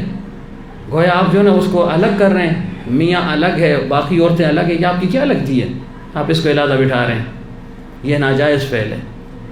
سب کے سامنے سودا دو. کیوں؟ انسان ہے, شیطان لگے ہوئے دل میں اگر وسوسہ ڈالے گا تو اوروں کی شرم کی وجہ سے کچھ نہیں کہے گا, بات نہیں کر سکے گا, دیکھ نہیں سکے گا, بہت سی باتیں اس میں. تو اس پر خوش نہ ہو کہ جی میں پردہ چھک چھوڑے کر رہا ہاں جی بڑی تو سے جگہ بنی دی جی, لیڈیز فرسٹ, لیڈیز سے علیحدہ جگہ بنی دی. یہ ناجائز ہے یہ بات. تو بہرحال علی رضی اللہ عنہ نے فرمایا اس کی وجہ کیا ہے؟ میں پیچھے تم درمیان میں آگے. پیغمبر صلی اللہ علیہ وسلم فرمایا بس یہ میری ایک خواہش ہے. کہ نہیں مجھے بتاؤ. کہ نہیں جب وہاں پہنچاؤ گے پھر اس کے بعد بتاؤں گی. تو دل لگی تھی نا, ورنہ وہ کہتے نا یہ تھی 10 نہیں تو میں نہ چل دی. انہوں نے بھی کہا چلو ٹھیک ہے. اب پیغمبر صلی اللہ علیہ وسلم آگے, درمیان میں حضرت عائشہ رضی اللہ عنہ, پیچھے علی رضی اللہ عنہ. پھر کہا ایک اور بات سنو. کہ اور کیا؟ کہ جب ہم رستے پر جائیں گے نا تو میں اپنا قدم پیغمبر صلی اللہ علیہ وسلم کے قدم پر رکھوں گی, یعنی جیسے وہ قدم اٹھائیں گے اوپر میں قدم رکھوں گی, اور میں جب قدم اٹھاؤں اس کے اوپر آپ نے قدم رکھنا ہے. علی رضی اللہ عنہ چنگے کمال آ چھوڑے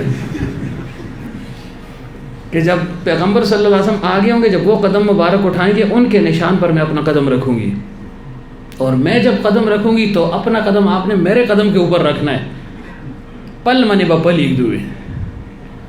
علی رضی اللہ عنہ نے پوچھا اس کی جو ہے نا وجہ کیا؟ وجہ وہاں پہنچ کر بتاؤں گی. اب گئے, سفر جاری ہو گیا. پیغمبر صلی اللہ علیہ وسلم کے گھر تک پہنچ گئے. جب اندر داخل ہو گئے علی رضی اللہ عنہ واپس ہونے لگے تو فرمایا اے فاطمہ اب تو جو ہے نا وہ حقیقت بتا دو نا, کہ کس وجہ سے تم نے کہا کہ مجھے درمیان میں رکھو, پھر قدم پر قدم تھا, پھر جو ہے نا ساتھ جانے کا مجھے کہا اس کی وجہ اور توجیہ تو بیان کر لو. تو حضرت فاطمہ رضی اللہ عنہ تو پیغمبر صلی اللہ علیہ وسلم کی جو ہے نا وہ اولاد تھی نا, دل کا ٹکڑا تھا نا. فرمایا جس نے فاطمہ کو تکلیف دی اس نے مجھ کو تکلیف دی, اور جس نے مجھ کو تکلیف دی اس نے اللہ کو تکلیف دی, اور جس نے اللہ کو تکلیف دی وہ جہنم میں جائے گا. تو پیغمبر صلی اللہ علیہ وسلم کے گھر جب پہنچ گئے, علی رضی اللہ عنہ نے جب پوچھا تو فاطمہ رضی اللہ عنہ نے فرمایا اے علی, حق تو یہ تھا کہ آپ آگے ہوتے میں پیچھے, لیکن اس میں ایک بات تھی جس کو جو ہے نا جس کا میں نے اہتمام کیا. کہ وہ کیا؟ کہ میں نے جو یہ کہا تھا کہ آگے پیغمبر صلی اللہ علیہ وسلم ہوں گے اور ان کے قدم پر میں قدم رکھوں گی, اس وجہ سے کہ میرا قدم کسی غیر محرم کے قدم پر نہ آ جائے. چونکہ اس راستے پر تو سب لوگ گزر رہے ہیں, میں یہ نہیں چاہتی ہوں کہ میرا قدم کسی غیر محرم کے قدم پر آئے. تو میں نے کہا پیغمبر عربی صلی اللہ علیہ وسلم کے قدم پر میرا قدم آئے گا تو وہ تو محرم ہے, باپ کا درجہ رکھتا ہے, تو میرا قدم اگر پڑے گا بھی تو محرم کے قدم پر پڑے گا.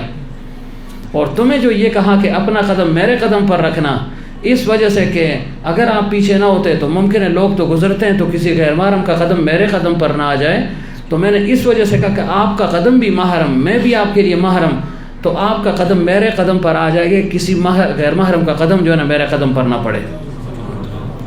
اتنا پردے کا اہتمام کیا ہے, ورنہ راستے پر جانے کا جو ہے نا اتنا شریعت نے تنگی نہیں کی کہ جو ہے نا قدم پر قدم بھی رکھا جائے, لیکن یہ غایت درجہ کا جو ہے نا پردے کا اہتمام تھا حضرت فاطمہ رضی اللہ عنہ کا. ایک دفعہ پیغمبر صلی اللہ علیہ وسلم صحابہ کرام کے ساتھ جو ہے نا تشریف فرما تھے, صحابہ بھی موجود تھے. تو پیغمبر صلی اللہ علیہ وسلم نے فرمایا یہ بتاؤ کہ اچھی عورت کی جو ہے نا کیا صفات ہیں, اچھی عورت ہم کس کو کہتے ہیں؟ تو صحابہ آپس میں گر مذکوری شروع کو خسر پسر شروع ہو گئی کہ کون سی ہوتی ہے, کیا بتائیں, کیا کریں.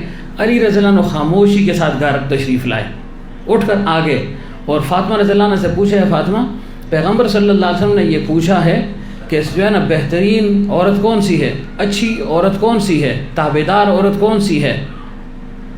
تو حضرت فاطمہ رضی اللہ عنہ نے فرمایا کہ اے علی, بہترین عورت وہ ہے کہ جو نہ کسی غیر محرم کو دیکھے, نہ کوئی غیر محرم اس کو دیکھ پائے.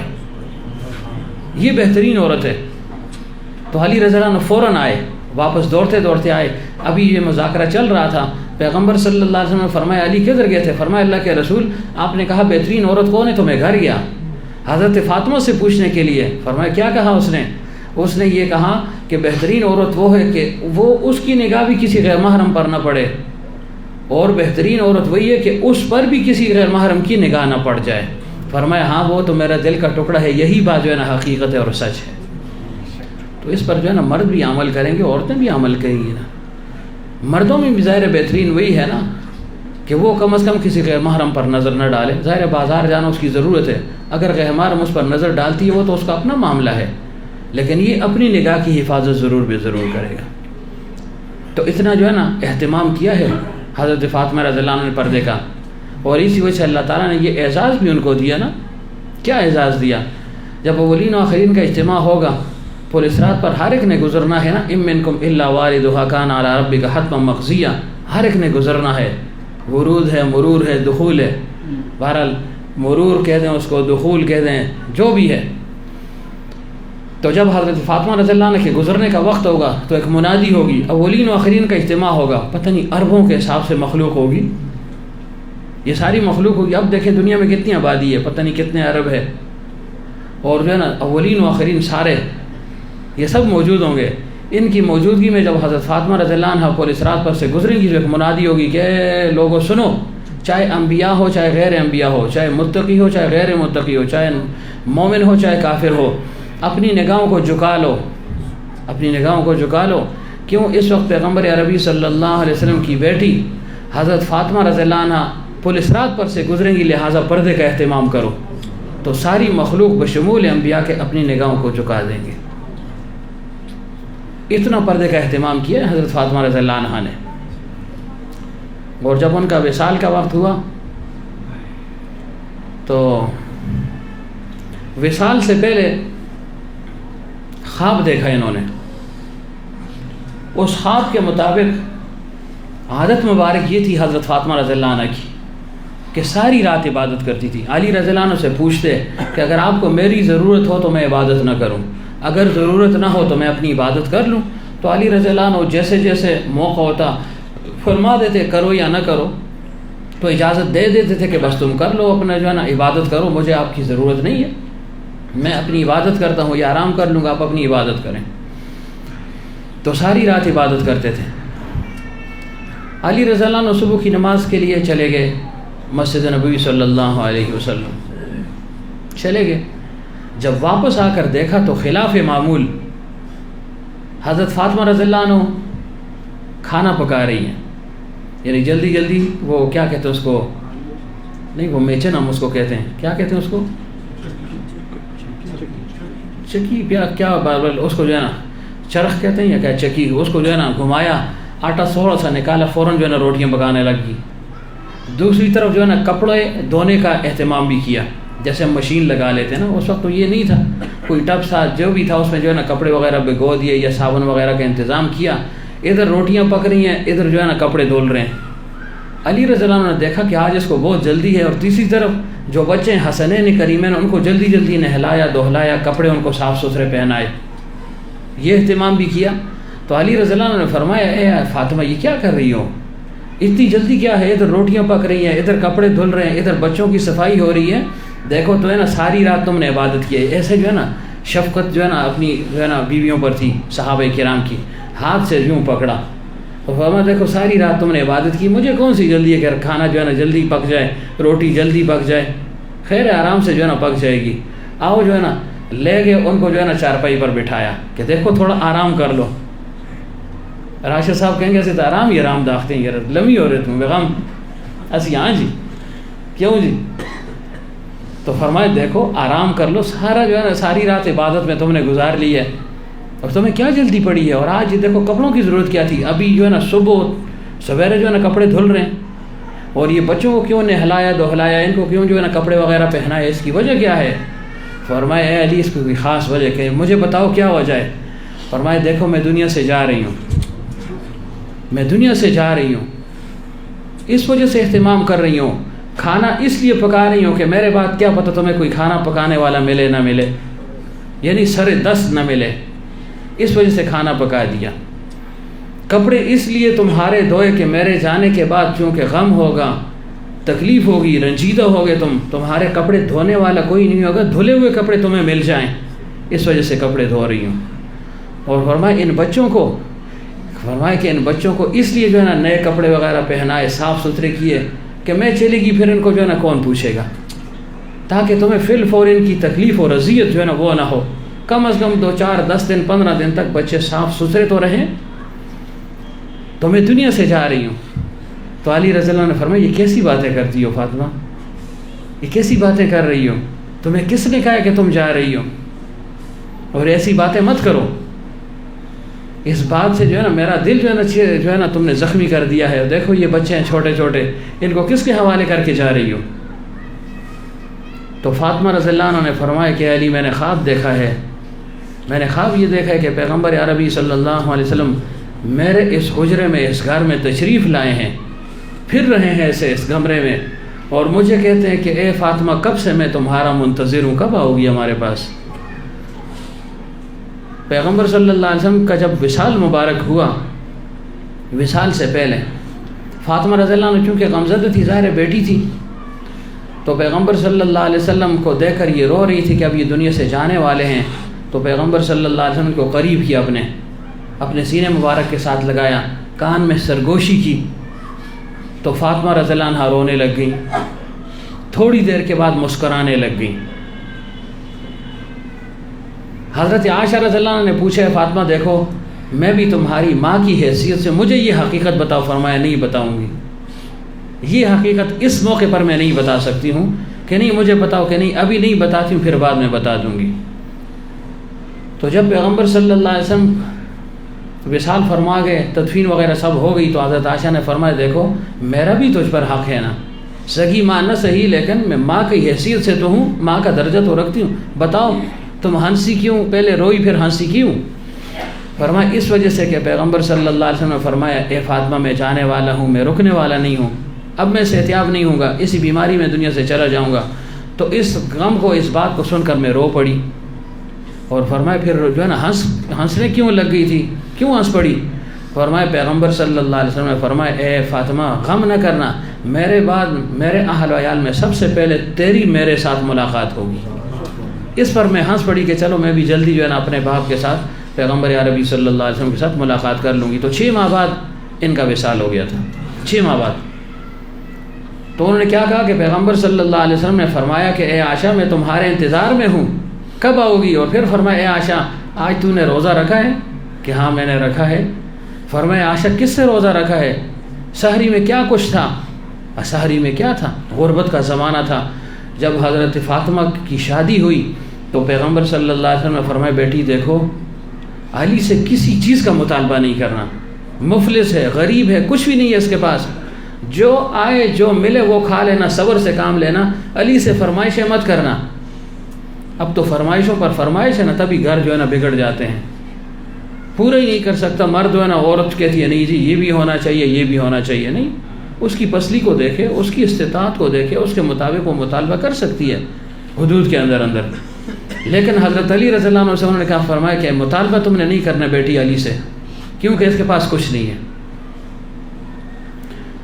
تو فرمایا کہ میں نے کہا اللہ کے حبیب صلی اللہ علیہ وسلم آج میں نے کھجور اور پانی کے ساتھ جو ہے نا سحری کی ہے، بس 1-2 دانے کھجور کے تھے، پانی پی رہے، بس یہ سحری ہے۔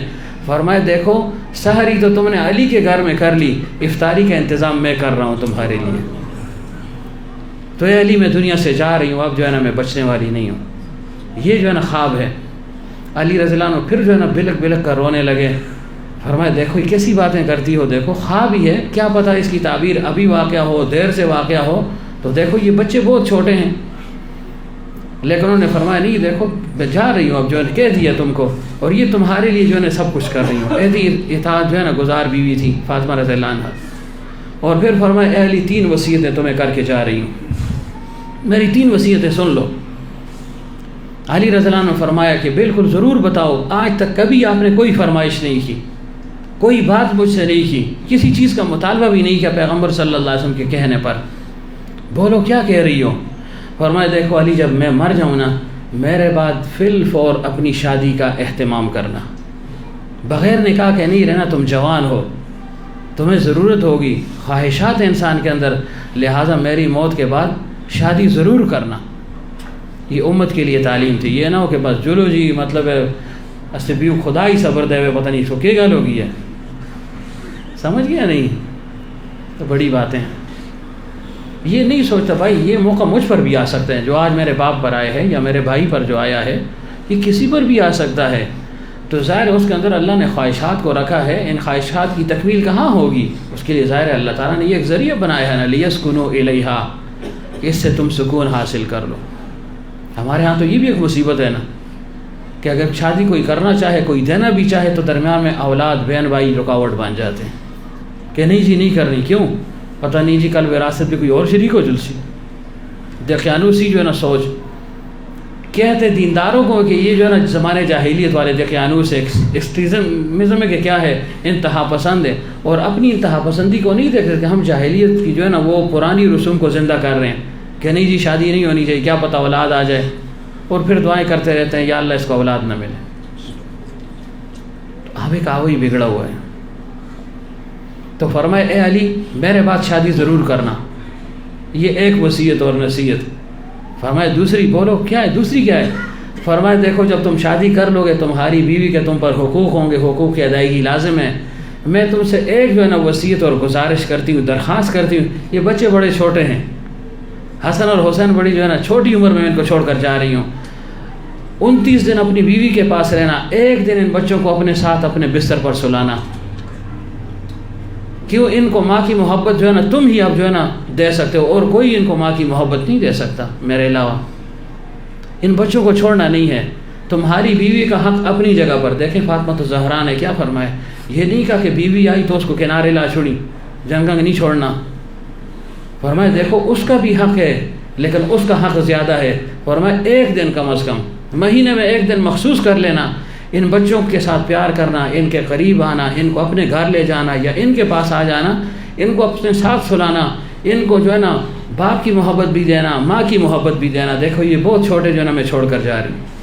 علی رضی اللہ عنہ رو رہے ہیں، اور ادھر حسنین کریمین بھی رو رہے ہیں کہ اماں جان آپ کدھر جا رہی ہیں؟ وہ تو سمجھدار تھے کہ یہ کیا باتیں ہو رہی ہیں۔ تو جب ان کے رونے کو دیکھا تو علی رضی اللہ عنہ نے فرمایا دیکھو ان بچوں کا دل پھٹ جائے گا، یہ کیسی باتیں کر رہی ہو؟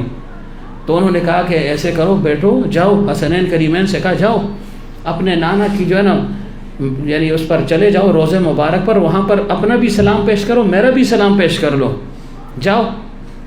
ان کو اس بہانے نکال دیا۔ تھوڑی ہی دیر گزری تھی، حسنین کریمین وہاں سے روتے روتے واپس ہوئے، روزہ اطہر سے آ رہے ہیں جو ہے نا آنسو بہہ رہے ہیں، رو رہے ہیں، اور فرمایا اماں جان آپ کدھر جا رہی ہیں؟ ہمیں تو پتہ لگ گیا ہے، ہمیں پتہ لگ گیا ہے آپ کدھر جا رہی ہیں ہمیں چھوڑ کر، کس کے حوالے کر رہی ہیں؟ تو علی رضی اللہ عنہ فاطمہ رضی اللہ عنہ نے پوچھا بیٹا کیا ہو گیا ہے؟ فرمایا اماں جان آج ہم گئے تھے اپنے نانا کو، ہم نے اپنا بھی سلام پیش کیا، آپ کا بھی سلام پیش کیا۔ نانا نے کہا کہ تمہارا سلام میں نے قبول کر لیا، لیکن دیکھو میرے اس روزے پر تمہیں پھر بھی آنے کا موقع ملے گا، بار بار تم آؤ گے، ابھی تم بچے ہو، جوانی تک پہنچو گے، جب چاہو گے آؤ گے، لیکن جاؤ اپنی ماں کی زیارت کر لو، یہ آخری زیارت ہے، پھر کبھی اس کو نہیں دیکھ پاؤ گے۔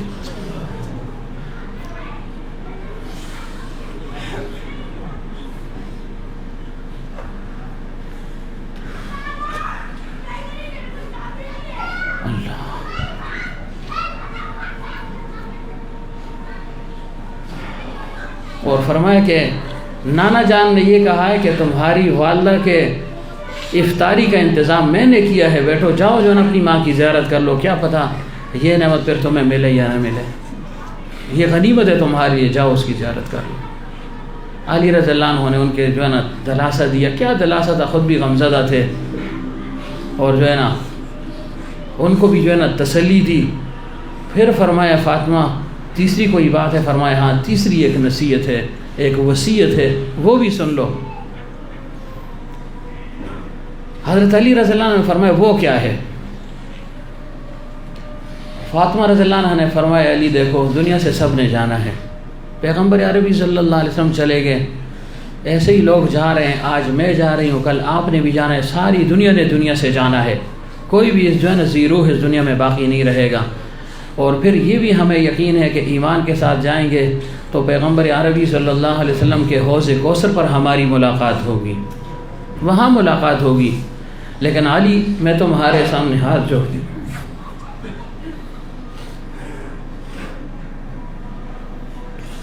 اللہ دیکھو جب وہاں پر ہماری ملاقات ہوگی، پیغمبر عربی صلی اللہ علیہ وسلم کی ذات مبارک موجود ہوگی، اولین اور آخرین کا اجتماع ہوگا، تو وہاں پر کہیں میری شکایت نہ کر لینا کہ تیری بیٹی فاطمہ نے دنیا میں میری کوئی خدمت اور کوئی اطاعت نہیں کی۔ اگر مجھ سے کوئی کمی اور کوتاہی ہوئی ہو تو خدا را مجھے معاف کر دو، میں تجھ سے معافی کی طلبگار ہوں۔ علی رضی اللہ عنہ جب یہ سنا تو پھر جو ہے نا کب برداشت، رونے لگے، روتے رہے، اور فرمایا اے فاطمہ یہی گزارش میری بھی تجھ سے ہے کہ وہاں پر کہیں تو یہ نہ کہہ دینا کہ اے اللہ کے رسول صلی اللہ علیہ وسلم اپنے اس بھتیجے کے ساتھ اور اس شخص کے ساتھ تو نے میری شادی کی، ساری عمر مجھ پر ظلم اور ستم کرتا رہا، جائز اور ناجائز منواتا رہا، زیادتی کرتا رہا، خدا را جو ہے نا میں تجھ سے معافی کا طلبگار ہوں، مجھے معاف کر دینا، اور وہاں پر میری شکایت نہ کرنا کہ علی یوں تھا اور یوں تھا، میں اس دنیا میں جو ہے نا تجھ سے معافی کا طلبگار ہوں۔ اور پھر اس کے بعد فاطمہ رضی اللہ عنہ کا وصال ہو گیا۔ تو اب دیکھیں اتنی خدمت کے باوجود، اتنی اطاعت کے باوجود معافی طلب کر رہے ہیں، اور علی رضی اللہ عنہ بھی معافی طلب کر رہے ہیں، تو معافی کے طلبگار تو ہم ہیں کہ ہم مانگیں کہ ہم کیا کرتے ہیں، دن رات ہماری زبان کیسے چلتی ہے، حقوق پورے ہونے کے باوجود بھی ہر ایک عورت بری لگتی ہے، ہر ایک اس کو بری نگاہ سے دیکھتا ہے، ترچھی نگاہ سے دیکھتا ہے، تذلیل کی نگاہ سے دیکھتا ہے۔ یہ پوچھنی ہوگی، ضرور بھی ضرور ہوگی، ضرور ہوگی۔ پھر جب وصال ہونے لگا تو فرمایا جب میرا وصال ہو جائے مجھے رات کے اندھیرے میں دفن کرنا ہے تاکہ کسی غیر محرم کی نظر مجھ پر نہ پڑے، مجھے گھر کے اندر جو ہے نا میری چارپائی کو رکھنا ہے، اور جب مجھے باہر نکالو قبرستان لے جاؤ تو فرمایا میری چادر کے اوپر بھی کچھ پتے وغیرہ پتھر وغیرہ رکھ لینا تاکہ اس چادر پر بھی کسی غیر محرم کی نظر نہ پڑے، کسی کی نظر نہ پڑے۔ اور پھر جب ان کو لے گئے، بعض کہتے ہیں کہ پیغمبر صلی اللہ علیہ وسلم کے قریبی ان کا بھی مدفن ہے، اور بعض کہتے ہیں کہ جنت البقیع میں ہے۔ بہرحال جب ان کو لے کر جا رہے تھے علی رضی اللہ عنہ نے کندھا دیا ہوا تھا، فرمایا غیر محرم میرے اس چارپائی کو کندھا بھی نہ دے، محرم ہو، غیر محرم کو اجازت نہیں ہے۔ آگے آگے ابو ذر رضی اللہ عنہ جا رہے تھے، قبر سے خطاب کیا، اپنی لاٹھی سے جو ہے نا ماری زمین پر اور کھڑے ہو گئے، ضعف تھا، بوڑھاپا تھا، فرمایا اے قبر تجھے پتہ ہے آج کون آ رہا ہے تمہارے پیٹ میں، تمہارے لیے خوشی کا مقام ہے، پیغمبر عربی صلی اللہ علیہ وسلم کی جو ہے نا لخت جگر آ رہی ہے، اور دیکھو ان کا اکرام کرنا، خاص خیال رکھنا۔ تو قبر بزبان حال یا بزبان قال گویا ہوئی، اس نے کہا اے ابو ذر یہ رشتہ داریوں کی جگہ نہیں ہے، یہ نسبوں کی جگہ نہیں ہے، یہ نسبتوں کی جگہ نہیں ہے، یہ تعلق کی جگہ نہیں ہے۔ عمل اچھا ہوگا تو میں اس کے لیے جو ہے نا پھر کشادہ بھی ہوں، اس کے لیے میں جنت بھی ہوں، اس کے لیے میں راحت بھی ہوں، اور اگر عمل کچھ نہیں ہے تو اگرچہ پیغمبر صلی اللہ علیہ وسلم کی ذات مبارک ان کے جو ہے نا نسبت والے ہی کیوں نہ ہو، نسب والے کیوں نہ ہو، کچھ بھی نہیں حاصل ہوگا۔ تو اب دیکھیں ایسی اطاعت تھی، اتنی اطاعت کی فاطمہ رضی اللہ عنہا نے۔ تو اللہ تعالیٰ ہمیں جو ہے نا حقوق کی ادائیگی کی توفیق عطا فرمائے۔ ہمارے دیوبند میں ایک بزرگ گزرے ہیں جو دیوبند کے پہلے استاذ تھے، محمود حسن دیوبندی رحمۃ اللہ علیہ کے استاذ کا نام بھی محمود تھا، شاگرد بھی محمود، استاذ بھی محمود۔ ان کے متعلق آتا ہے جب ان کا وصال ہو گیا وصال کے بعد کسی نے خواب میں دیکھا کہ اللہ نے کیا معاملہ کیا، فرمایا کہ اللہ تعالیٰ نے مجھے اپنے سامنے کھڑا کیا اور مجھ سے حساب کتاب لیا۔ میں خوش ہو رہا تھا کہ میں ساری عمر جو ہے نا درس و تدریس کرتا رہا، قرآن پڑھاتا رہا، احادیث پڑھاتا رہا، ذکر کرتا رہا، نوافل پڑھتا رہا، عبادات کرتا رہا، روزے رکھتا رہا، دن رات نمازیں تھیں، اللہ کی جو ہے نا یاد میں مستغرق تھا۔ تو میں نے کہا شاید ان اعمال کی وجہ سے اللہ تعالیٰ میری بخشش کر دیں گے۔ تو مجھے کہا کہ اے محمود، تمہیں پتہ ہے آج تمہاری بخشش کس بنیاد پر ہو رہی ہے، کس بات پر ہو رہی ہے؟ تو میرے دل میں اپنی یہ ساری باتیں آ گئی کہ یہ ہوگی، یہ ہوگی، یہ ہوگی۔ تو فرمایا شاید جو ہے نا تمہیں اپنی عبادتوں پر جو ہے نا گمنڈ ہوگا کہ ان عبادتوں کی بنا پر تمہیں جو ہے نا بخشا جا رہا ہے۔ نہیں، تمہارا ایک عمل ہمیں جو ہے نا پسند آ گیا ہے جس کی بنیاد پر تمہاری بخشش ہوگی۔ وہ عمل یہ ہے کہ ایک دن تم جو ہے نا مدرسے سے آئے، تھکے ماندے آئے، اور تم نے گھر والوں سے یہ مطالبہ کیا کہ آج کھچڑی پکا دو، کھچڑی پکا دو، اس کو جو ہے نا کھانے کا جی چاہ رہا ہے۔ اور آپ کی بیوی نے بڑے اہتمام کے ساتھ کھچڑی پکائی، لیکن خدا کی قدرت اس میں نمک تیز ہو گیا، اتنا تیز ہو گیا کہ وہ قابل جو ہے نا کھانے کے نہ رہا۔ لیکن جب تمہارے سامنے وہ کھچڑی اس نے رکھ دی تو تم نے ضبط سے کام لیا، تحمل سے کام لیا، برداشت سے کام لیا کہ اس بیچاری کا دل ٹوٹ جائے گا، اتنے اہتمام کے ساتھ اس نے پکایا ہے، چلو اتنے دن اس کے ہاتھوں سے ہم نے بڑے جو ہے نا لذت والی چیزیں کھائی ہیں، آج جو ہے نا اگر اس میں نمک تیز ہو گئے تو کچھ نہیں ہوتا۔ باوجود نمک کی تیزی کے تم نے تیوری نہیں چڑھائی، اس کو اشارہ بھی نہیں کیا، کنایتاً بھی نہیں کہا کہ دیکھو کیا چیز پکائی، کیسے پکائی، کھانے کے قابل ہی نہیں ہے، تم نے جو بخوشی جو ہے نا اس کو کھا لیا۔ فرمایا جب میری ایک بندی کے جو ہے نا عمل پر اس سے کمی ہوگی، تم نے اس پر جو ہے نا صبر سے کام لیا، تحمل سے کام لیا، اس کو معاف کر دیا۔ فرمایا اس عمل کی برکت پر جو ہے نا میں تمہیں معاف کر رہا ہوں، جاؤ جنت میں۔ آج جو ہے نا نمک پر جھگڑے ہیں نا، ہاں ایک آدمی اگر بیمار ہے پہلے سے بتائے اور پھر گھر والے کمی کوتاہی کریں وہ تو الگ بات ہے، لیکن اگر جو ہے نا تھوڑا سا نمک تیز ہو گیا تو پھر جو ہے نا لڑائی شروع ہو گئی، تھوڑا سا کم ہو گیا پھر لڑائی شروع ہو گئی، مرچ تیز ہو گئی پھر لڑائی، مرچ نہ ہوئی پھر لڑائی۔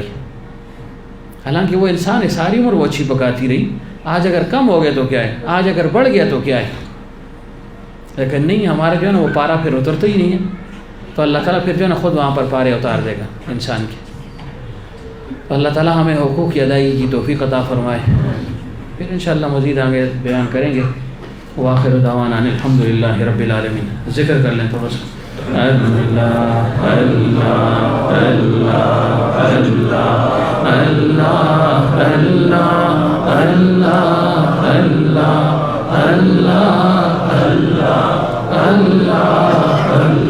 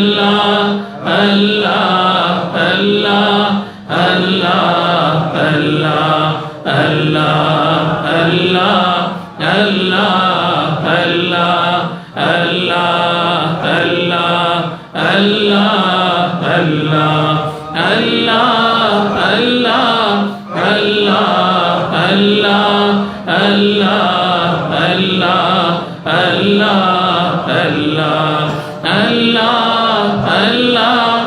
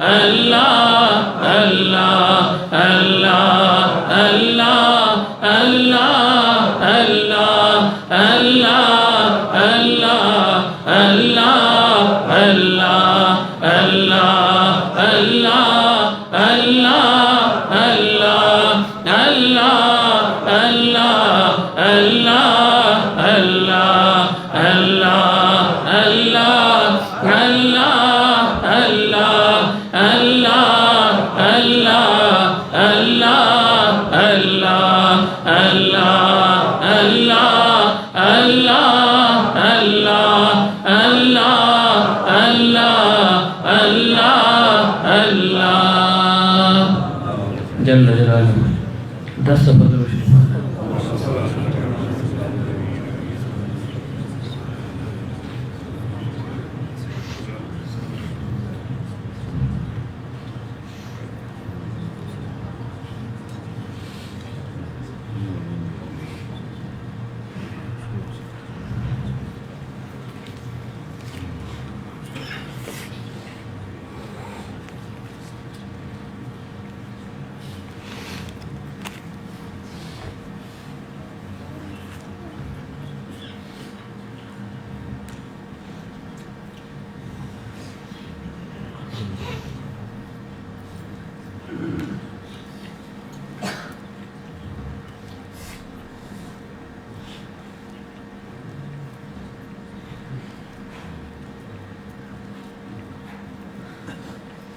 5 دفعہ استغفار پڑھ لیں.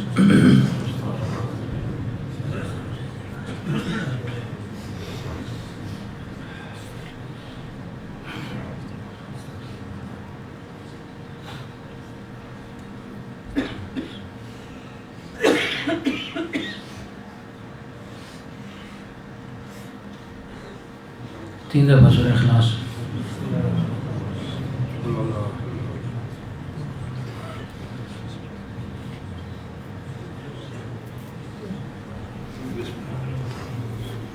دعا فرمائیں.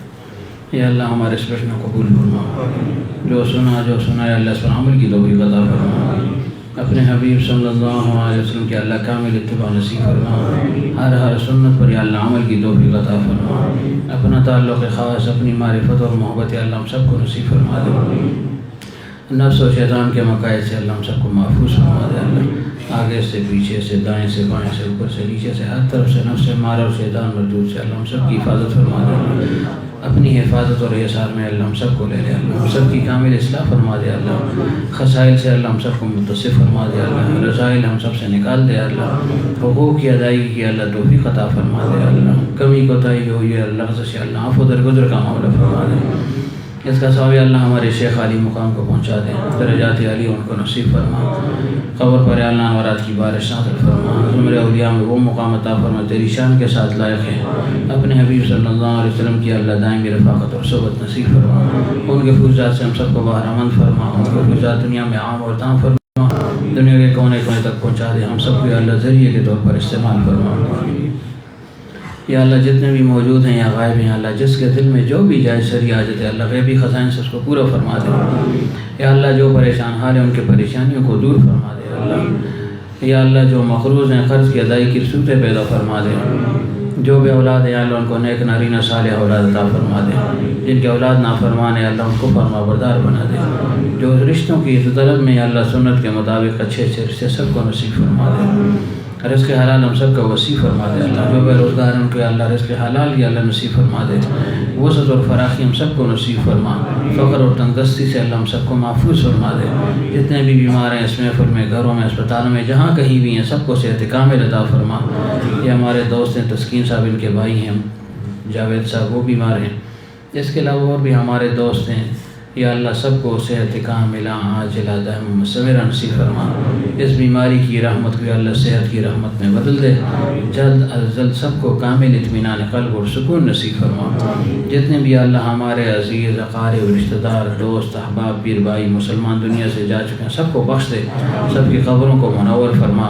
آنے والی منازل سب کے لیے آسان فرما. جتنی بھی برتقی خوشیاں بند ہیں مومن کے لیے تو نے رکھی یا اللہ بتمام ہاں ان کو نصیب فرما. ہمیں بھی یا اللہ اقصد سفر کی تیاری کی توفیق عطا فرما. یا اللہ ان دونوں خانقاہوں کو نفع سور تک سرسبز اور شاداب رکھ. جتنے پودے اس میں لگ چکے ہیں اللہ سب سے بارآور درخت بنا دے. حضرت کا کامل فیض یا اللہ سب کو منتقل فرما. کسی کو بھی یا اللہ محروم نہ فرما. یا اللہ جب تک ہم زندہ ہیں دین متین پر ہم کو قائم اور دائم رکھ. اور جب دنیا سے جانے کا وقت ہو تو لا الہ الا اللہ محمد رسول اللہ صلی اللہ علیہ وآلہ وسلم یا اللہ ہماری زبانوں پر جاری فرما. سبحان ربک رب العزت عما یصفون وسلام علی المرسلین والحمد للہ رب العالمین برحمتک یا ارحم